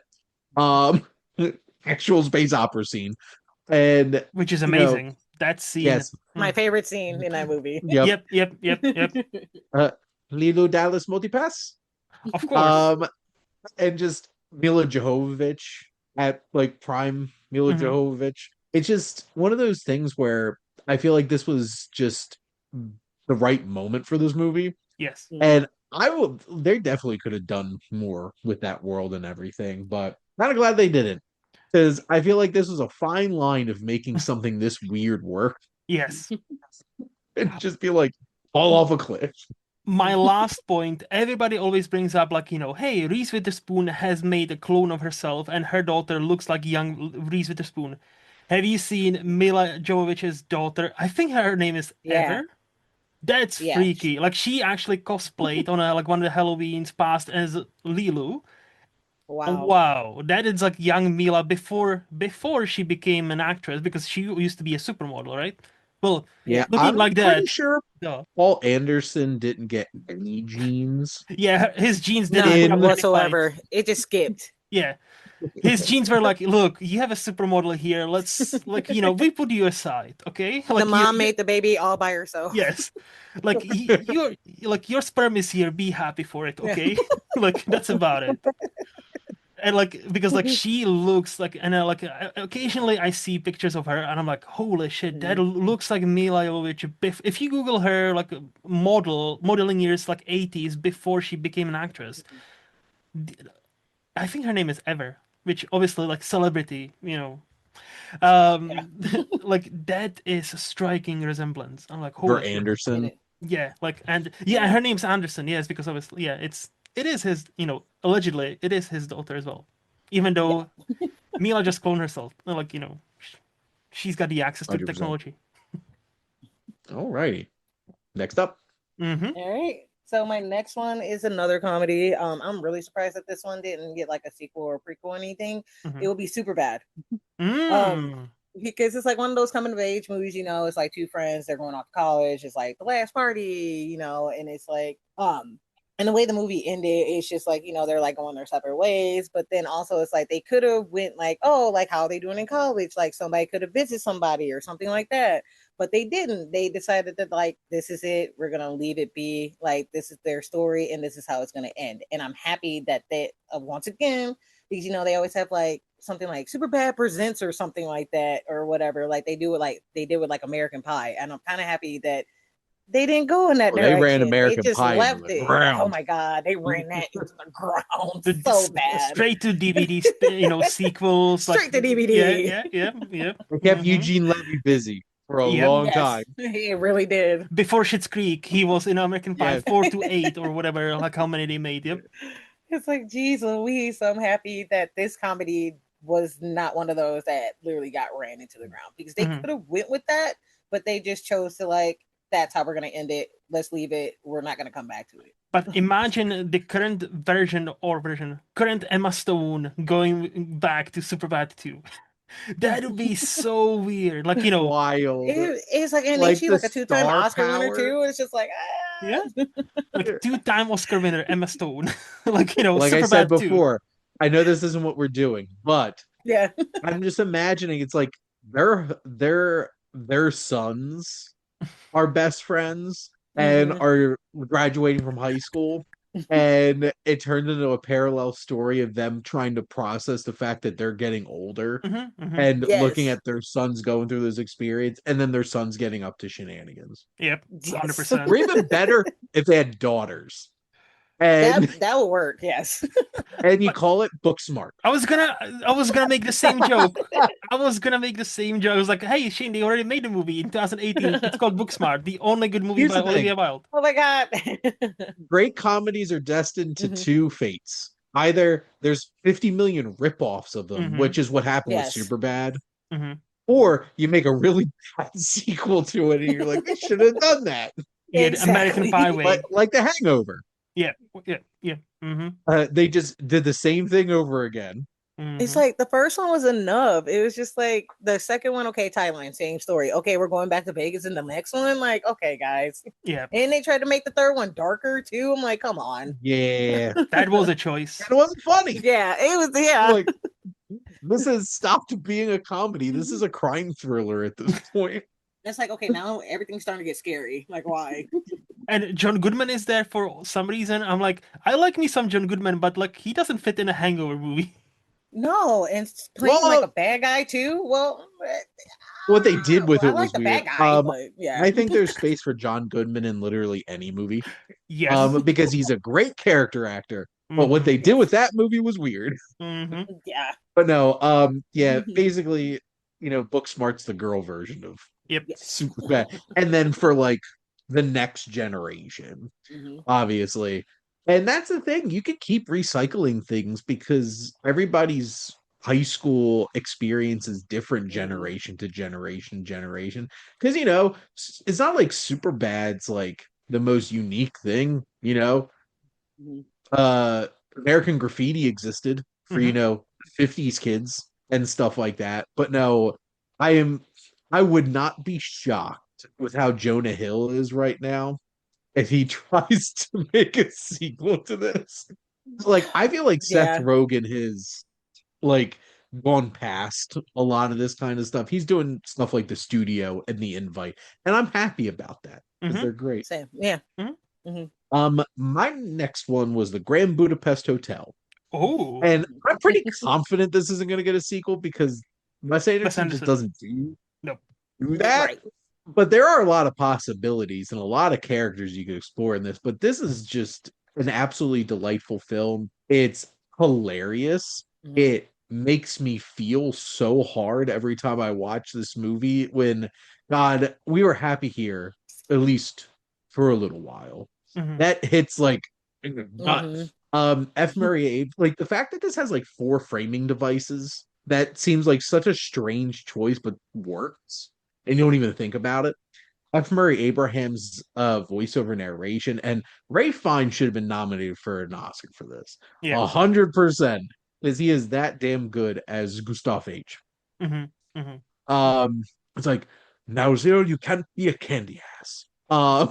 Like he's so brash, but also so sophisticated at the same time. And the cast of this is ridiculous. And also, I really want to see a horror movie from Wes Anderson after that museum sequence where Willem Dafoe's stalking Jeff Goldblum. I'm like, I could see a Wes Anderson haunted house movie actually working. Hmm. I want to see that. Spiritual sequel, not actual sequel. There you go. Vibes, but I love Grand Budapest. I'm just thinking about the idea of Wes Anderson not even making a sequel to this, but like an actual like horror movie. Like imagine like a gothic kind of horror movie. Yeah, I like it. I like I what I'm want it to thinking. happen. Hmm. I don't know if he ever will, but I would like to think that it could happen. But I think from now on, he should have that person holding a hand grenade in every single one of his movies. Like, would you like a hand grenade from Phoenician Scheme? Because that joke, every time somebody come back with that joke, it got me. And I Like, offer you a like, hand grenade. yeah, no, thank you. I have my own. Thank you very much. It's better to be prepared. Yes. I Like love it. that, I was like, that's not gonna work. It works every single, at least for me, it worked every single fucking time. Yes. That came out last year, right? That Yes, was 2025. yes, Okay. yeah, Luke, I watched 900 something movies I last know. year. New releases. I sometimes it bleeds together. Hmm. I'm trying to remember if that was 24 or 25. I loved that movie, and that got completely ignored. Yeah. But I still think Grand Budapest is peak Wes Hmm. Anderson at this point. That's Probably. like all of his creative juices aligned Hmm. into like this movie, and it was glorious, and I love it. Yep. Don't touch it. Do Leave not. it. So my next pick, it's an odd choice because this is another one I was brought up on, which is weird because I'm about to bring up Tootsie. Nice. Yeah, like so Good choice. my mom loved this movie. So like I growing up, I watched a lot of it. Like a lot, we had it. That was one of those movies we recorded from a TV on a VHS. So Nice. every once in a while, she would just pop in the VHS of Tootsie, and we watch it. And I never understood why, but I gravitated towards it because it wasn't the funniest of movies, but it was kind of funny. And it wasn't the like most dramatic movie, but it was kind of dramatic. But I couldn't pinpoint it because I was like 12, 13. I was like, why do I like it, even though it doesn't really do anything well? At least that's what I thought. And then you see it with your adult eyes, and I'm like, damn, this is a great movie. Like Dustin Hoffman, like what's her name? The main woman, Jessica Lang. Jessica Lange. Thank you. And to me, like they build this so well. Like again, like world building. Imagine like I cannot imagine there was a at least one two producers in Hollywood back in the day who were like, hey, what if we made Tootsie, but this time it's a woman dressing as a man, because it's a man's world and she needs to succeed like this, right? Like basically like one of those ideas, and it's They like, make Mrs. Doubtfire. well, yeah, that's a thing, which is a great movie, which is a great movie. Yeah. Robin Williams, oh, spectacular. But no, like Tootsie to me, like it seems like I feel like it is an odd choice for a sequel, but I feel like genuinely there must have been a producer who's like, hey, what if we gender flip Tootsie? Because it was a critical success. I think back then it was mild box office success as well. So I like nowadays, if that happens, there's already like sequel, some sort of spin-off from the same world where Tootsie takes place. We have, I don't know, Martin. But this time it's a woman pretending to be a man. What a twist! What a spin! For the record, Hmm. budget $21 million. It made $177 million. Holy Yeah. fuck! And it was the third highest grossing film of 82. And I was gonna say that's like 82 money. So, like, how That's the hell yeah. did they not like? We need a sequel now. Like this is like damn. Like imagine if your movie makes almost 8 times, yeah, almost nine Mhm. times its budget back in a 1982 dollar. Holy shit! Yep. Yeah, Yeah. That somebody pitched it. also It can you imagine? happened. A pitch Yes. happened at Yeah. some point. Yeah. Also, can you imagine comedy like that nowadays making? So that would be like equivalent of comedy like that nowadays making a half a billion. Mhm. Can you imagine comedy like we have comedies like like Hangover made money and all Yeah, that stuff. But Yeah. can you imagine comedy like Tootsie making that amount of money today? Not gonna happen. I wish Yeah. that we'd get No, comedies that 100%. would make money like that, Yeah. but it's just not happening anymore, and it's sad. Well, Makes It me is. Obsession. It sad. really is. Well, Obsession already opened the doors to different bad ideas from Hollywood because what do they? And oh no, sorry, not Obsession, Backrooms. What was the lesson? Oh, apparently, if we scour Siren through Head or no, whatever. if we scour through Reddit for weird stories, we'll replicate Backrooms, guys. That's the lesson. So apparently they are agents scouring through Reddits for weird, spooky stories to make more movies out of. Yeah, Siren Head. Okay, I Um, don't know what Siren Head Zach is. Zach Krager just signed on to do that. That's something weird, copy pasta or something. Does So does that guy Oh ever boy. sleep? I don't think he does. I don't Yeah, know if he knows what sleep is. like he's already made Resident Evil that's coming out in September. Like he's got yeah, his hands in a on Gladys thing, which I don't think he's directing, but I think he's at least no. like a producer. Also, I'd like to confirm the Hangover had a $35 million budget and made $470 million. Yeah, That's right. They yeah, did, and that one made money. that will That make movie literally almost made $500 million, Yeah. dude. So all the money. Like if Yeah. until That first one, yeah. wasn't it until Deadpool this was like the highest R-rated comedy of all time? I want to say yes, yes. Like I think Deadpool comedy. overtook it. Yeah, comedy. Yeah, Yeah, comedy. Yeah, because yeah. Yes, Jesus. because they made a whole big deal about how Deadpool beat Jesus. Yes, With the Passion of the Christ. Christ. Yes. So when Passion of the Christ 2 will come, sorry, Passion of the Christ 2 Part 1 will come out Yes, next Wow. year. Yeah, yeah, yes. That's gonna make all the money, right? Well, it's gonna have to be Deadpool and Wolverine, which made yeah. $1 billion. So, want to see. I will be taking my mom to see Passion of the Christ released in theaters for her birthday. That's a choice. That I okay. asked her, she said she wanted to. So there we I go. already know my mom is gonna want to go, so I'll probably be going with her. There we go. I All the moms. I am so happy. I don't have a mom who would want to go to see that. Like I'm like okay. To be fair, I'll I've never watched it before, so this oh will be my really? first time and it'll be in a theater. I Oh, am shook. Really? I actually saw the first one in theaters with my mom. Well, there you go. How did you like it, Chantal? It was brutal. It was like just sitting there, just watching it. It was just like, whoa. I was Yep. like, this movie was very overwhelming, and it was just like, Mm-hmm. it was hard to watch in some places. I was just like, I was like, I'm ready to go now. Like, I was ready to get out of that Mel place. It was Gibson. Mm-hmm. just, yeah, it was like one of those movies. Like, it's like, all right, I want to have fun now. Like, can I laugh? Like, it was just one of those bleak kind of movies. Like, yeah, it's like I need sunshine and rainbows and all that. Yep. When Flight Risk is the least bloody Mel Gibson directed movie. Oh yeah, that was definitely a movie. Yes. Yeah.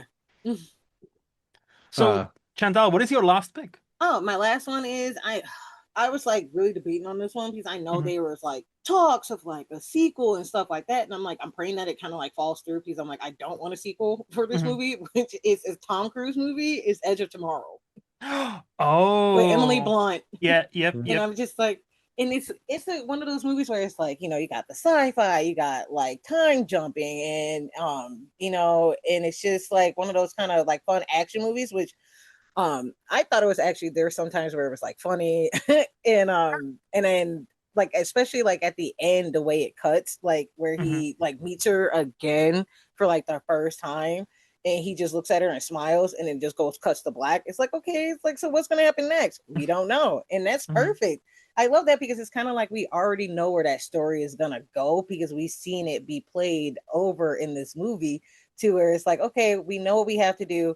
All right, let's start over and then let's win this war. So Mhm. Mhm. that's why I kind of like dig this movie a lot. And also this movie does have like a lot of world mapping too as well, because like the aliens and like how like the rest of the world is like living, because we're just like in one part of the world, which is like London in like the UK. So it's like it could have like spread it out a lot more, but they just decided just to, okay, we'll just leave it just like this and that's Mhm. it. So I'm Mhm. just like hoping and like fingers crossed, like please don't do a sequel, even though I know they've been like bouncing around since the movie had came out Yes. in 2014 Yep. of trying to do a sequel. And I'm just like, please don't. I'm like, if you didn't guys are make like it didn't make a profit the first time. Yes. Like, right, yeah, and that's wild the to me. bummer. Because Yeah, and that's the bummer. And it's Tom Yeah. Cruise of all people. You would think exactly. like But Tom Cruise. Go. I think he is the one who wants that sequel. But basically, even Tom Cruise is not powerful enough to be like, "Hey, but the movie bombed, Tom. Like, we Right. cannot really finance this." Even though he single-handedly, like greenlit like a Top Gun Maverick, he Yeah. is single-handedly responsible for making that movie happen because he's got Yeah. a director of Paramount on speed dial or something like that. I was like, Well, I don't cool. know how that's going right now after the last two Mission Impossible movies didn't make as much money because their budgets ballooned to like Oblivion. Ridiculous. Mhm. Oblivion, Bunker another Tom numbers. Cruise movie they can make a sequel to. There's just a whole bunch of sci-fi movies with Tom Cruise or action movies. You could just keep making sequels. Why not? But Edge Yeah, of Tomorrow is such a great pick. Like I'll say that Yes, is yeah. this such is a such a great fun movie. I had sci-fi, fun with that one. and I actually watched it in the cinemas. I remember Same. having a good Me time. too. Yeah, I We all luckily I did got our this. part, Yeah, and it's like I everybody else was luckily like, got to see it "Where'd for you watch free. I think it was like one of them free screenings, and Hmm. I had to Oh, like go somewhere and like nice. get like one of them like free tickets, and it was an IMAX, and I was just like, oh cool. Ooh. I was surprised when I got there because that line was like ridiculously long, mind you. This was like 2014, so Hmm. it Yeah. was really like big with like the free screenings because it was at the Palms. So I was like, yay. But yeah, it was a lot of fun to see it like for like in the theater because I'm like that's the only way you can see that kind of movie is in theaters. Um, it was like a lot of fun, and it's like one of those movies I can go back to and like still have fun with it and just enjoy it. So I'm like, hopefully, like that talk, just stop talking about it. Like don't bring it back. Just Hmm. leave it the way it is. I love it. Hmm. Hmm. My last is No Country for Old Men. And how this movie is executed to absolute perfection by the Coen brothers should never be touched. Nothing. This movie perfectly executes its story and its structure and its themes. It is one of the most impressive examples of visual storytelling you're going to see. And the trio of Josh Brolin, Tommy Lee Jones, and Javier Bardem are just off the charts amazing, all three of them. If he didn't get nominated for a different movie for Best Actor that year, Tommy Lee Jones totally should have for this movie. And Javier Bardem just came onto the scene, was just like, look at me as I watch Cape Fear every Friday and seeing him just hamming it up. You need a villain. Javier Bardem can do it. He could do it all. And Hmm. this is like the neo western. Like this is the perfect example. Like this is how you do a neo western. And I know I just recently saw that John Hillcoat, who made The Road, based off of Cormac McCarthy's book, is now in pre-production on Blood Meridian as well. So, they're making all of the horribly Cormac McCarthy universe into movies, but No Country for Old Men's like that peak one. There's very few writers combined with adapting directors that really captured the magic of a novel, quite like the Coen brothers knew how to adapt Cormac McCarthy. Hmm. So, yes, and it ended perfectly, exactly how it needed to, and I don't need anything else from any of these characters. I'm a little surprised there hadn't been more stories with like Jagger like Hmm. coming at people and stuff like that, but nope, this is excellent. Yep. Yep. Agreed. Yeah, I Agreed. mentioned that one last time too, Luke. Yeah, I was gonna say like you're on a roll. This movie, I loved it. I at first I didn't think I was gonna like watch it, and I just remember I'm like, oh, I'm not gonna watch this, and it's like I just remember my mom turning it on, and I think I was still in college, so I was just like, yeah, I was like, I had something to do, like or something like homework or whatever, and all of a sudden it's like as soon as she turned it on, it was like my whole attention left my computer and went directly to the TV. I was just like. I'm like, what is this movie? I like put everything away and just literally was like focused on the TV. And like my favorite scene has to be with Javier Bardem, where he's in the gas station with the old with the owner, and he's like with the coin toss. Like that whole Yeah. scene to me was great. It was just the way they were like having a conversation, and I was like literally petrified for the old man. Like, please don't die. I'm like, please don't kill him. I'm like, it's like you don't know, and it was just in a sense, in a way, it was like Harvey Bardem was like charming in this movie, even though he's like a crazy person. Like he Hmm. kills people, but he Yep. was also charming, which also worked, and I love that. Hmm. But There's it that was moment just where he's like, "Go put that in your pocket." yeah. Then it becomes just a regular coin, and he goes like, Oh, the way he looks at the guy as he walks away, I'm Yes, like, and then this that's became a man. I meme. like that. I love that part so much. Yes. So I was just like, oh, I'm hooked. I was like, it's everything to me in that scene. But see, like Yes. the way internet works, that scene became a meme where he looks down like this, and people made it into like Shrek, where he's got like a Shrek Yeah, face instead of yeah. And I'm like, so when I'm gonna rewatch this, that scene will lose a bit of the edge because I Yeah. will think of that meme, and it's just so funny. oh man. But no, like I like as I said to you, Shane, last time, because yeah, we Shane's also mentioned this movie last time, so I I talk about it a do lot. need to rewatch that because it's been since yeah, and it came out 2007 8. I watched this for the first and only time so far, and I was too young to understand everything that was going for that movie, so I thought it was perfectly fine. It wasn't bad. It wasn't great. For perfectly fine for me because I was 16, something like that. Mhm. So yeah, I was a bit dumb. So yeah, but I think I will finish on a comedic note because it's another movie I grew up on, and I love the fact that there's only one Trading Places movie. Because we did get Coming to America Part 2 because of Amazon. Thank you, Amazon. Yeah, And it wasn't thanks. bad. It wasn't bad. It wasn't great. It just exists. It's There's just a there. They were just lucky to have Eddie Murphy back, to be perfectly Yeah. honest. there is a song that features Megan Thee Stallion. I'm a king. I really like that song. That's on Oh. my playlist because of that. So I was like, okay.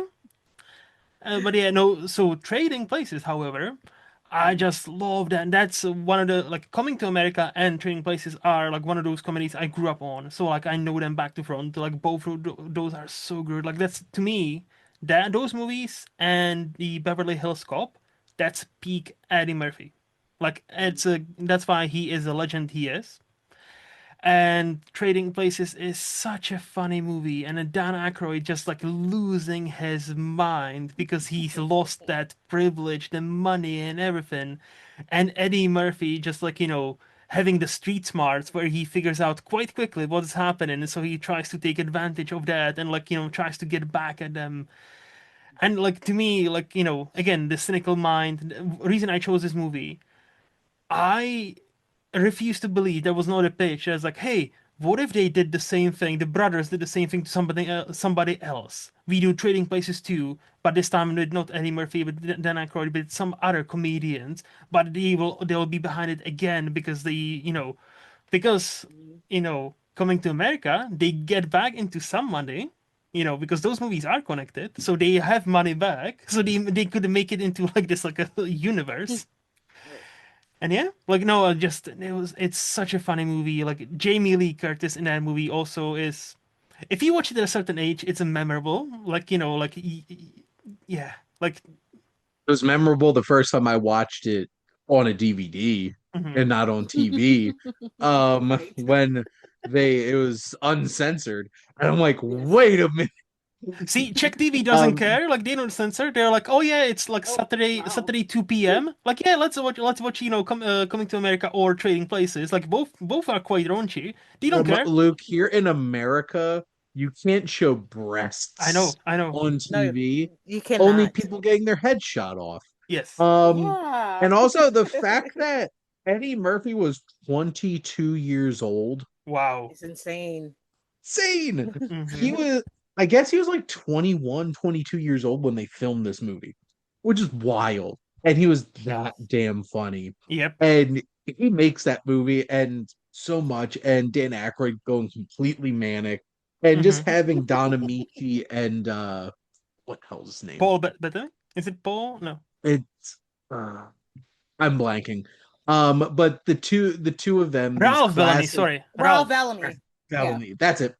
The two of them are just absolutely perfect Yep. as these two older men, and it's such a wonderful comedy. And yeah, I'm a little surprised that a lot of those '80s comedies didn't get more sequels. We got scrapped like Caddyshack too. Hmm. Yeah. Oh. I am Inga. I'm from Sweden. I'm Inga. That train sequence, like when they like the characters come in and just like Yes, the one that a lot of people want to cancel this movie because yes, Daniel Craig shows up in blackface as a Jamaican, and you're just like, Oh my yeah, that god. was a choice. That was a It's choice. very Yeah. much a choice. I'm Last like, time that I was a choice from 1983. last time I Yeah. rewatched it, I was like, oh yeah, there's a scene. Ah, okay. Like it was kind of Don't funny you when it love was when you released. watch a movie and you're just like, this isn't like there isn't that you don't remember when Yep. he like recommends something to somebody or sit down and watch something with somebody. I'm like, Yep. oh, this is perfectly fine because like I always have to preface when people ask me for movie recommendations because like in my head, I've been watching R-rated movies since I was like 10. Mhm. So like Yeah. I have to Young. think about like Yep. no, that's not appropriate for Yeah. everybody. Oh yeah, that happened in this movie. Yep. But Mhm. no, love Trading Places so much. Yeah. Same. Same. Chantal, do But you look at have that. any special honorable shout outs that didn't make it into your official Um. top five? Okay. If there, I had two. Mm-hmm. And then I just had one that I just wanted to like. Well, I guess you could say two, and then like one. So three kind of Okay. ish. But so the first one was ATO. Mm-hmm. The movie with like Ti and Lauren London and Evan Ross, like that movie. I know they were like talking about like trying to do like a sequel to that movie, but I'm like, please don't. I'm like, you guys are like all over 40. I'm like, there's no other story that you guys could tell unless if you could throw in like if they had kids and they're like doing the same thing they were doing Mm-hmm. at this time, because I'm like, that movie how it ended is like another one of those coming to age stories, like, one guy from one side of the tracks, the other one, like the girl that he's in love with, is like on the good side of the tracks. It's like that kind of a thing. And it's just one of those, it's like, okay, I'm like, I love it. It has like that little like fun, like ATL with like the roller skating and all that. But it's just like, please don't do another sequel. It's been over 20 years. Mm-hmm. And I know they tried to, I think they were like trying to make the talks about it, but just leave it alone. Just Yeah. like let it lay. Just don't do Mhm. anything else to it. Um, and then the other one was Big Hero 6. Mm-hmm. I'm really surprised that they did not run this one to the ground either, because like that's another superhero movie You where you just got have those like Baymax Yeah. animated yeah, short on Disney yes. Plus. Yeah, and that's all you get, and it's just like, okay. I'm like, I love the fact that they didn't do like a sequel. Just leave it be. I mean, I know they did like a TV show. I'm like, I feel like that doesn't Nah. count. So yeah, so this I'm happy they just left it alone, but I wouldn't be surprised like in the next couple of years we'll be like seeing like a trailer for like a sequel to Big Hero It's 6. Disney, so probably yeah. Yeah. I was gonna put down One of Them Days, the movie with Kiki Palmer and SZA, but Yes. unfortunately there is gonna be a sequel, so that one's out. Is Oh, they there? greenlit it.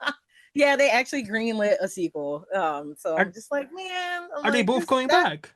I don't know if they're both coming back. I just know that they did greenlight a Better be. sequel for it. And I'm like, you guys, I'm like, I know you had like one of them lightning in a bottle kind of moments with this movie. I'm like, just leave it be. I'm like, it was good just by itself. So I'm just like, please don't do another sequel. I'm like, I would love this to be by itself. It, But it, yeah, it was a but great movie. Like I was it surprised how was. One of like them other days. yeah. Yeah, that's what I think it's gonna be called, is one of them other days. Like, please don't. There you go. I was But quite surprised. so Like SZA's like comedic timing is quite yeah, she good. I was was like, so good. I was yeah, impressed by her work, like for because we this being obviously like we one of know her first movies. Yeah, yeah, because obviously we it's know like, Kiki Palmer is like professional. So like I wasn't oh surprised by her. I was like, yeah, yeah, it's Kiki yeah, Palmer, duh. But like SZA, I was yes, like, damn, girl, yeah, okay, she's I see you. really good. Yeah, I And see you. Not then of course there was one movie I felt that shouldn't have gotten a sequel, is oh Joker. oh. Joker should not have gotten a sequel. After watching Joker 2, yes, I agree. It's I like watched I in the cinemas. In the cinemas. same, same. Like my friends was like, "Hey, let's go see this." I'm like, "Do we have to?" And Hmm. they're like, "Yes." I'm like, "Well, I'm taking an edible." So you guys know. I'm like, if I'm gonna enjoy this movie, I'm taking an edible. And I still didn't enjoy it. I was just like, I couldn't wait for the movie to be over. I was just like, this I movie is terrible. I don't think it's the absolute train wreck worst movie ever that a lot of people said it was, Hmm. but it was what a choice. Yep. What a It really choice, Todd was. It really Phillips. was a choice. I so Todd Phillips tried to not do mhm, Hangover Part 2 over again and do the same movie again, and then mhm, just Yeah. completely went into left field. And you're just like, yep. I Yeah. so my story with the Joker fully ado is we watched my girlfriend now wife. We watched the first one in the cinemas together, and we both liked it. I haven't rewatched it since, so I Mm. don't know. But the second one, I was like, oh yeah, we should watch it together. And she turns to me like 10 minutes in, 15 minutes in, like after the first musical sequence, is like, what is this? And I'm like, yeah, it's it's a musical. No, I was like, okay, no, it's a musical. And then the more time they went into songs, she was like, Mhm. Really? Fuck's sake!" Like she was so mad every time they tried to sing or they sang anything. I was like, "Yeah, I get you, I get you," but like, yeah. And then the ending happens, and I'm like, "Oh, Yeah. interest." And like, I think I'm in the The same. real Joker has entered the chat. The real Joker was the friends we made along the way, Shane. No, but like I'm kind of in the same, like I don't like this movie, but I'm in the same boat. I don't think it's the worst movie that's ever been made. Like many, as many people said, like when it came out, like I was like, I don't think it's as horrible, but it's definitely like, yeah, I don't think I want to rewatch it anytime soon. Yeah, that's like one of those movies. It's like I will not rewatch again. Like the first one I saw, I didn't go to the theaters to see the first one. I Hmm. saw it at home, and I was impressed. Like I actually liked Hmm. the first one. The first one was pretty good, but I mean, I'm like I won't rewatch. I'm like if it comes back on again, it's like I won't like rewatch or anything. Hmm. But it's like I know that it was like for what he gave us, it was a pretty decent film. And then when he came in with the musical part, that's where it threw me because I was just like, why are we doing music in this? Hmm. And then it's like, okay, he's not the Joker. It's like a facade. Like this isn't really who he is. And then of course, like Shane just said, like the real Joker enters the chat, and it was kind of great just to see like a little bit of glimpse of that character, even though we don't get him until like all the way towards the end, and he kind of like goes crazy, and like of course we know he kills Joker, and then he becomes Joker. So it's just they could have went with like another Joker, but I'm glad they didn't. Like just leave it alone now. Hmm. like let's not move on with like any more of like storytelling of Joker. Even Hmm. though I don't know if anybody noticed it, I didn't notice it until like of course later on, like the guy who plays Joker at the end is Connor Story from Heated Rivalry. I haven't seen the What? show, so I wouldn't Yeah. know. Okay. Yeah, so yeah, the main guy in Heated Rivalry who plays the Russian Elia, he played Joker at the end of Joker. I didn't realize that. So Yeah, Joker, I didn't therefore, either. Joker See, is now canonically he's gay. Yeah. famous enough and popular enough that Warner Yes. Brothers can greenlight this. Mhm. Uh, Make him So, Joker there we next. go. so now Joker Um, 3. This time he's gay. That's a next. That's a next movie. That's a next heated Joker. Joker, Russian Yes. and gay. Um, Joker on the so ice. a couple of mine I want Hmm. to throw out. So The Untouchables, Okay. which I know this is based off of a TV show to begin with, but like the fact that they didn't make any more after this was very interesting to me. The Nightmare Before Christmas, Mm. like how? Yep. Yeah, How that was have another you one. Yeah. not at this point? It's mind-boggling. It defies capitalism that this movie has not gotten a sequel. Inglorious Bastards, Oh, that's a good one. Yeah. um, Princess Bride, Hmm. Yeah. and I was gonna do What We Do in the Shadows, and I know they did a spin-off TV show, but now they're actually making a spin-off movie of We're Werewolves. Are Oh. they? Yeah, Okay. led by Reese Darby. Is they're gonna do a whole movie based off of the werewolves from that. I'm like, I'm ready. Nice. So I there you still go. need to watch Excited. I only seen a movie which I loved. I need to watch the TV show. I know it's supposed to be so good. I know. I've heard One of my favorite shows ever, to be yeah. perfectly honest. At this point, Like I need to get on it. Like it's on my list. It's on my list. But that list has so many TV shows. It's insane. But yeah, TV is hard to catch up with. oh, Oh my tell me god, about it it. is. It's so bad. It's impossible to catch up with. So Pretty It much. better really way of is. putting Yeah. that. So Pretty Yeah. much. Pretty much.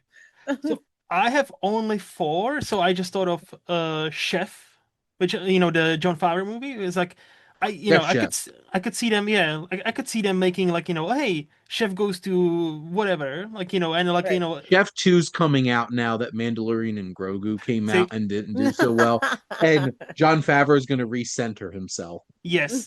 He will also invite last time he only had half the Hollywood, so this time he will invite the entire Hollywood to be in this movie. But of Yes. course he will also all the women, all the hottest women ever will still want him. Makes Yes, sense. and Pedro Pascal will be in it. Yes, but he's just there. He's on the side. It's about John Favreau, okay, getting Scarlett Johansson and all the women and Sofia Vergara, like as one does. Yes. Arrival, to me, like, like I love the fact that it's just one contained story, even though I could imagine some sort of like, not a sequel per se, but like a spin-off, like, hey, this is how the Russians deal with it, or this is how the Chinese deal with this same situation as as that happens. So I'm like, okay, but obviously glad it didn't happen. But The Martian, which you can make a joke, hey, we just got Project Hail Mary, which is kind of the same like competency porn story. I'm like, yeah, okay, okay. But no, the Martian is a great Ridley Scott movie that's like, easily could have been like, hey, where did we leave Matt Damon this time? Where does he need to be saved from this time? Like, he's got a streak of movies where all we're doing is saving Matt Damon. Like, that needs to stop. Pretty sure that might go down as his consistently believed to be last great movie. Or Ridley Scott. Yep. I thought many people loved The Last Duel. I meant like I did. actually seen by people, and because not enough people saw The Last Duel, which is, I think, an incredible film, and Mhm. sadly was completely overshadowed by House of Gucci. It's a Ugh. Gucci. And they even It's made, a me, a Jared Leto. yes, But no, they, The Martian's incredible. yes, Yeah. and they even Getting made the back to the same, actual point. correct, and, and the same. They also made the same jokes at the Oscars, by the way, Shane. Like, hey, Last Duel also was nominated, but I didn't see it because, yeah, no, and like, there was the year where like the Amy Schumer and who were the other two who were hosting the Oscars. And they made the same joke how nobody's watched The Last Duel because like they couldn't. It was like 2.5 hour movie. And I was like, yeah, no, I didn't watch it. It was one of those like, hey, your Which is movie is crap. long. Yeah, And I like that. People watch The Brutalist. and I'm like, people love The Brutalist. Yes, people watch Yeah. it with the intermission in the cinema. The intermission was so lovely. I was like, hey, great. I can watch 3 hour movie perfectly fine. Give me the intermission, not a problem. I still have a picture on my phone of that intermission image when it pops up, and I was like, love it. And my last one, I'm surprised nobody touched this universe, Looper, because that's such a cool Oh, idea. yeah. That's Yeah. such a cool sci-fi. That is the thing that put Ryan Johnson properly on a map. Like, I Yeah. know it's not his Oh, first movie. Ryan Johnson's been a little busy in other universes like Correct. Star Wars and Yes. Mhm. Benoit Blanc. Yes. Yes. But yeah, if we wouldn't have gotten those if Looper didn't hit, and you could, I think you can actually argue this is the last. Unfortunately, this is the last great performance by Bruce Willis, because obviously, like, Yeah. then, Yeah. Yeah. unfortunately, he's got a disease and all that. Because So basically this and Moonrise Kingdom, I felt like were his last they came out the same I year. was gonna say that's the So same year, yeah. 2012. Yes. Yeah. And Yep. Nothing else. since then, Like, like I think one of the last like I hate so much of the movie Glass, but at least he was Ugh. trying that is Yeah. with true. that. Yeah. Yeah. And it just wasn't in it that much No. Yeah. And I because was they like couldn't really afford rooting him for that that. much. Right? I was really like looking forward to that movie too. I was like all excited because all three of them were Yep. together in this film and they kind of like dropped the ball. I was just like, Everybody oh, that Well, was was like everybody on the Chantal, yeah. they internet, could like, only afford yeah. to have Bruce Willie there for like that much of the For movie. a teeny tiny one. Like, I still remember the trailer where, like, like James Mhm. McAvoy, Bruce Willis, and Mhm. Samuel L. Jackson in the same room, and I was like, oh, this is gonna be great. Like, everybody on the internet was excited, seemingly, and then the first reviews came out, they're like, guys, this is not as good. I was like, oh shit, And then no. it's like, what Yeah. just happened? Yep. But no, Basically. Bruce Willis was amazing in Looper. Mm-hmm. Mhm. And damn, I think that was one of the first times I saw Emily Blunt too, and like she really left an impression on me. No, Emily Blunt, yes. Because I definitely saw Looper before I saw Devil Wears Prada. Just putting that out there. Not me. That's we mentioned her again, so I'll mention her again. My mom's one of her favorite movies ever. I think Devil Wears Prada. She loves that movie, so I watched that so many times. So Hey, yeah, that movie could have been on this list a year yes, ago. year Yeah, ago, it could yep. have been, yeah. But they did make that sequel. And I'm like, And I enjoyed it. why? I had Oh, fun with okay. it. Yeah, like me too. Like, was it necessary? Not really, but it was fine. It was good Oh, for Luke, what it how was. many sequels are actually I know. necessary after we just had Exactly. all of this conversation? Yes. Yes. But the thing is though, like how, like like when I was scrolling through like my letterbox and picking these movies, I'm like, so many great movies, or the Oh movies yeah. I love, Mhm. started like it's like the first or second movie of the franchise you love because they start Yep. really strong, so you cannot include them. But so many Mhm. great movies, it's like, oh yeah, they. It's part of a franchise, or there was like this was there's a sequel, this is a spin-off, this is whatever, and like it was a hard exercise. It was like harder exercise for than I anticipated, but it was a great idea, Chantal. So thank you for that. You're Thank you welcome. for agreeing to being spending some time with us. Of Honestly, course. couldn't appreciate you more. Before we say goodbye, do you have anything to recommend? Oh yes. There was just like this one show that I just watched on Hmm. Netflix with my mom. I'm a little late because it came out in June, but it's the Harlan Coben's I Will Find You. Mm. It's so good. It's about a guy who got wrongly accused for murdering his son. And then about like 5 years later, he gets like a picture from his ex sister in law showing that his son may be alive.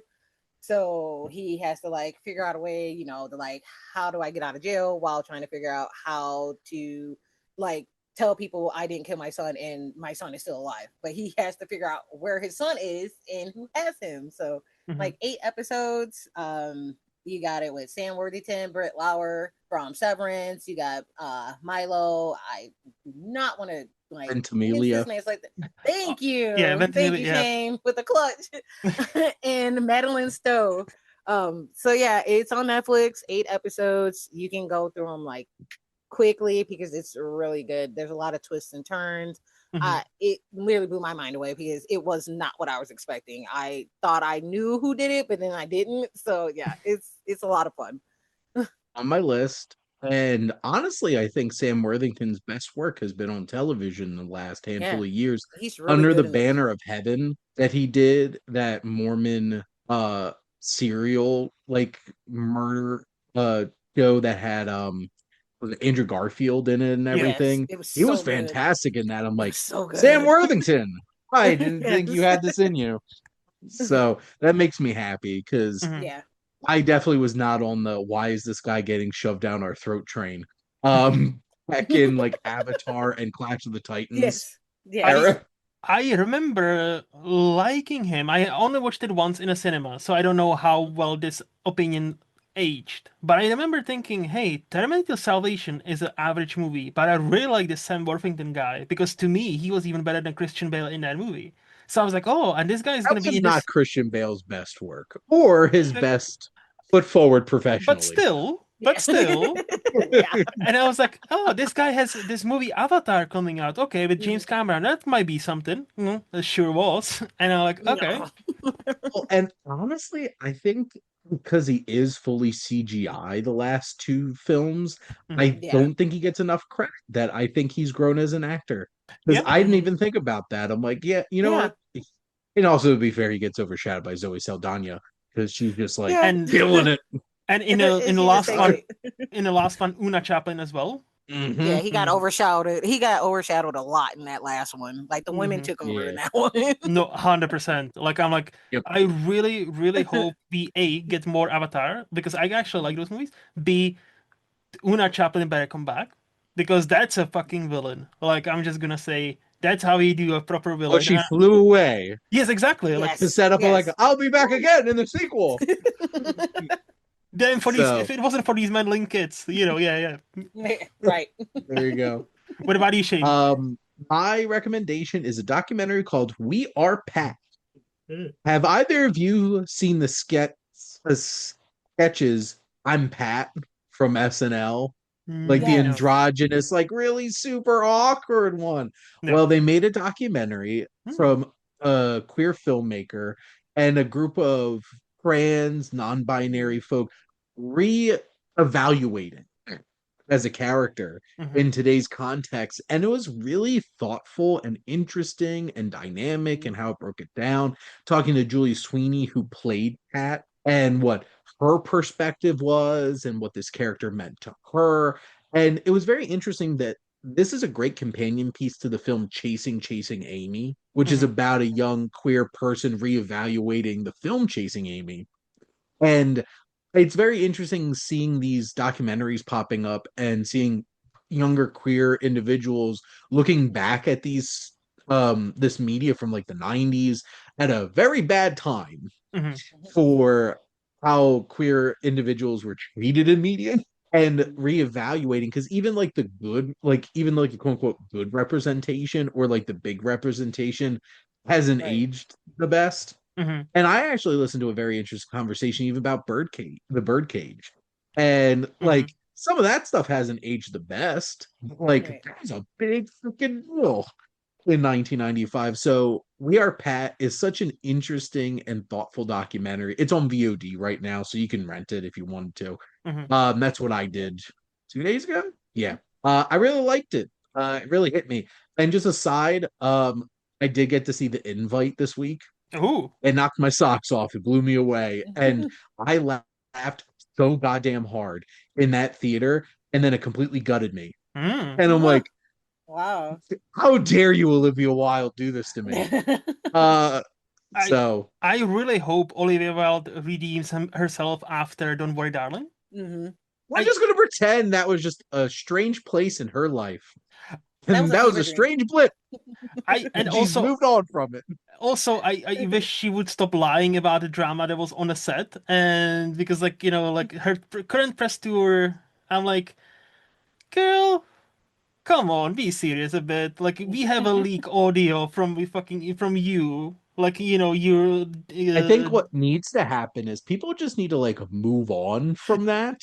I Right. And like yes, but at the same time, like if you get a question by a interviewee, and they're like, oh, and then you kind of deny everything, even Right. though there was a leak where she's not talking very nicely about Florence Pugh. I'm like, girl, we literally have you on a video, like demeaning Florence Pugh and like calling her Flo and like Yeah. in a very demeaning way. And I'm like, look, we can forget about a movie, but don't lie about there was no drama. Don't lie. Like we have a video honestly, I of think you. there's always drama No. based off of I just listened to the A24 podcast Ooh. Hmm. and it was Olivia Wilde and Seth Rogen. Mm-hmm. Mm-hmm. And they jokingly were like, "We're getting recorded. We can't do what we usually do is just shit talk people." Yeah. Um, and I'm like, ah, Like Okay. those types of people. like Shane, you know me, right? So like I genuinely don't watch as many documentaries because I am focused on like features and Yeah. stuff. But if somebody sat down with everybody from Don't Worry Darling and actually gone through some footage and what actually happened on that set, I am seated the first fucking day that opens in a cinema because that I'm that whole Jason Momoa meme where he like pops the lawn chair yes. open and sits down and Yes. just like, He's I'm like, I'm ready. ready. Wait. Is that Jason Momoa? I know the meme. Is that Jason Yeah. Momoa? Yeah. When I he didn't know pops out that's the lawn him. chair. Yeah. Yeah, Yeah. I didn't know that's him. Where is that from? I don't know if it's What from a show? movie. Yeah, Honestly, or I is can't. it? Yeah, I'm like I can't think of what show it is. It's from a show, but I No. don't know Oh, what show it's from though. because I was like, But that's yeah, just like a it's big, actually big. Jason Momoa. Oh, I didn't know that. Yeah. See, the more you know, the more you know. Like, okay, thank you, The Shane. Thank more you. you know. No, Luke, what's yours? besides that, I am actually invite. I am looking forward to the invite, and I hope Olivia Wilde will redeem herself. So mine is Italian movie because we were talking about it in Italians before, so might as well finish. It's a movie from 1977 called A Special Day. I'm not gonna try to pronounce the original title because I'm not an Italian. It's one of the 8 movies starring Sofia Loren and Marcello Mastroianni. I guess that's how you pronounce it. And it's it's a simple a special day. It's literally just taking place. Yes, Shane is showing us a blue Oh, Blu-ray.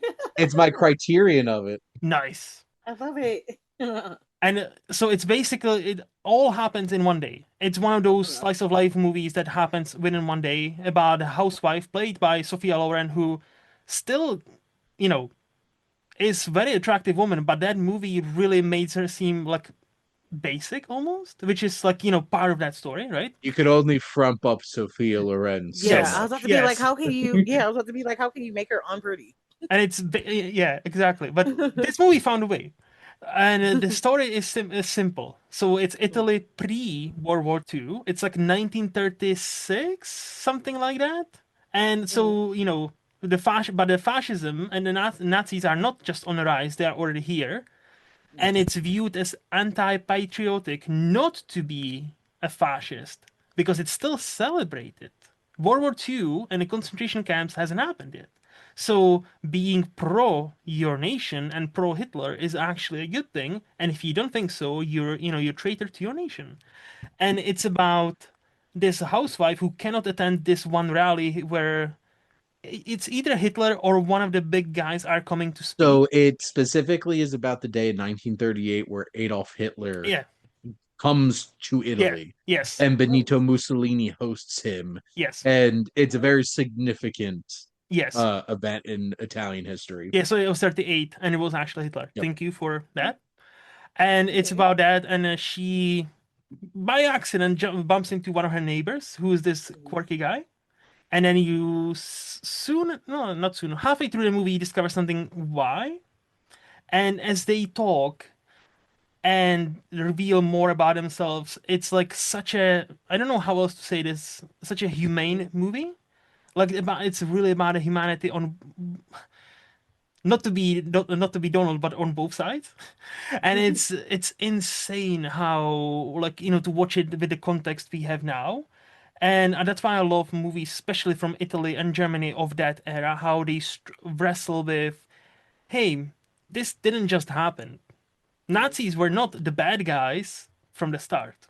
They were the good guys. Many people were behind them. Like, when we talk about Hitler and Nazis and now, like, they didn't just emerge being bad guys and everybody was like, oh, these are the bad guys, we need to fight them. Mm-mm-mm. They were popular. They get to power by legal elections in every country. America hosts, one of the biggest thing in the Madison Square, Garden was Hitler in 36, 7. I'm not even Yeah, doing the Charles name. Lindbergh, Yeah, famous pilot, was a freaking fascist yeah. They so and Nazi sympathizer. yeah. So Yeah. And this movie like portrays it so well and how she wrestles with that idea that this decent enough man, that her neighbor, is anti that. And then that's revealed why and why he stands where he stands. And she wrestles with that idea. And there's so many complex things that happen with those two. And it's because it's effectively just about those two characters for 95% of the movie.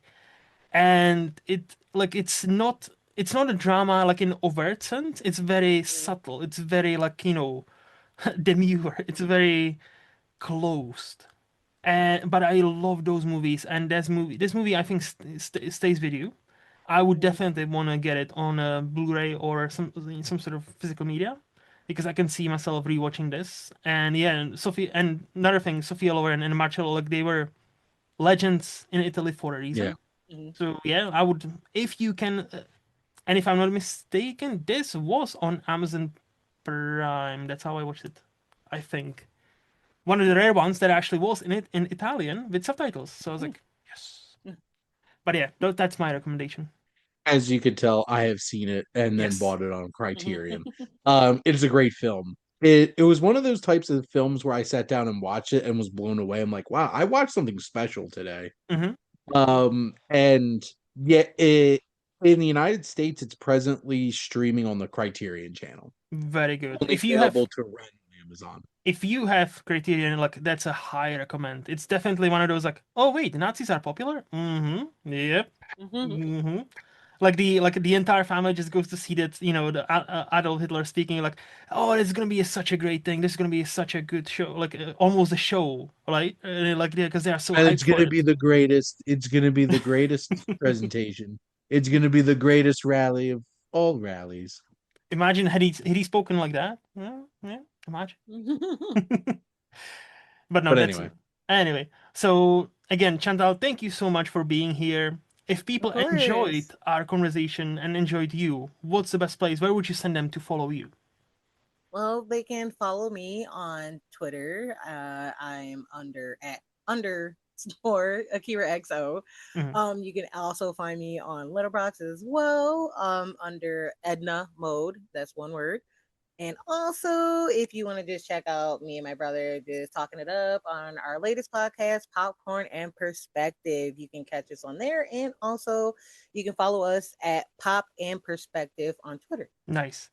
Strong recommend for that podcast. I like your debates. It's so funny. It's Thank so funny. you. And I'm so amazed that you actually get the Edna mode on Letterboxd. Like no numbers, letters, special I characters got needed. lucky on that one. Yeah, I think I've had that name for like over 10 years now. It's great. very lucky. Very lucky. What about you, Shane? So you could head over to the Wasteland Reviewer Instagram page where I shamelessly plug all the things that I do, whether it's on the Wasteland Reviewer YouTube channel where I review new films, and I have my weekly show, Welcome to the Wasteland, and the Wasteland Reviewer.blog, my website where I review mostly written reviews for wide releases and some monthly articles. And then I have all my podcasts here on the SPDM Crew Podcasting Network, and I contribute to sifpop.com as well as Knock on Wood Film. That's well. Nice. And with me, as always, here every other Friday or on Letterboxd in Movies Lost. And that's about it. And as Shane mentioned, we are part of SPDMQ Podcasting Network and ever so grateful. And until next time, bye bye. Later. Bye.